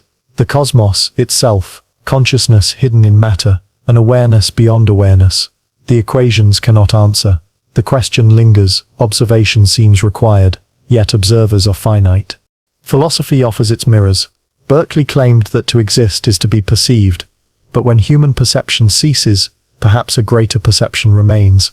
God as final observer, the gaze that never closes. Buddhism turns the paradox inward. The self is illusion. The observer itself is empty.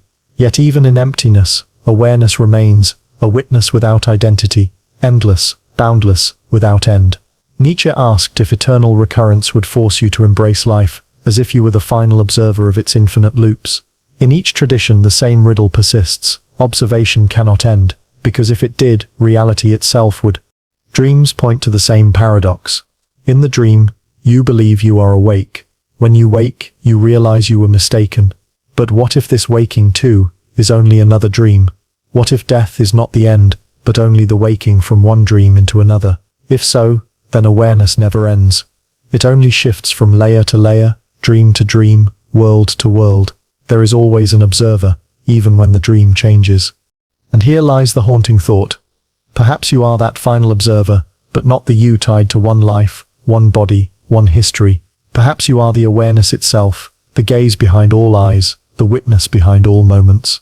You are the one who never leaves, the one who observes every variation, every loop, every recurrence. You are not the character, you are the watching, and watching does not end. Pause now. Ask yourself, who is noticing this very moment? Who is aware of these words, this breath, this thought? The answer seems simple, me, yet look closer. The me who began this sentence is already gone, replaced by another. The me of tomorrow will be different still, but the awareness itself, the noticing, remains.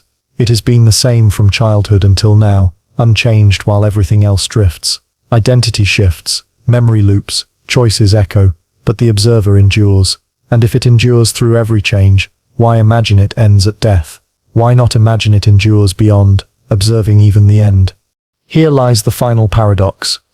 The end of the universe requires an observer to know it ended, but the act of observing means the end is never final. The curtain cannot close while someone is watching, and someone is always watching. Perhaps the universe itself is that watcher, folding in on itself, witnessing its own collapse. Perhaps the final observer is not separate from the cosmos, but the cosmos turning inward, aware of its own ending, alive even in its silence. And so, the loop completes. You began believing you were one self in one moment, living toward one ending, but you are not one. You are many. You are infinite. Your moments multiply. Your choices echo. Your identity drifts. Your deaths are delayed in endless variations. And through it all, awareness endures, observing endlessly. The final observer is not behind you or ahead of you. It is you, now, noticing. And because you are noticing, the end has not yet come, and perhaps it never will. Take one more breath. Notice the awareness that sees it rise, that feels it fall. Realize that this awareness has no edge, no boundary, no end. You are not merely alive inside this moment. You are the witness of all moments, the final observer, without end. You began this journey believing in one moment, one self, one world unfolding in sequence.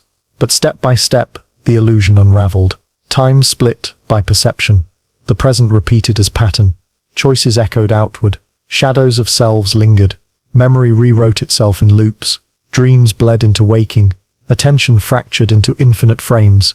Each section revealed the same haunting truth. This moment is not singular. It is multiplied, layered, recurring, endless. Every breath you took was both beginning and ending, proof of life and rehearsal of death. Every silence was not absence, but countless variations waiting to shape reality. Space itself bent beneath your gaze, reshaped by where you looked. Identity drifted, never still, passing the torch of consciousness from one self to the next. You are not one person moving forward.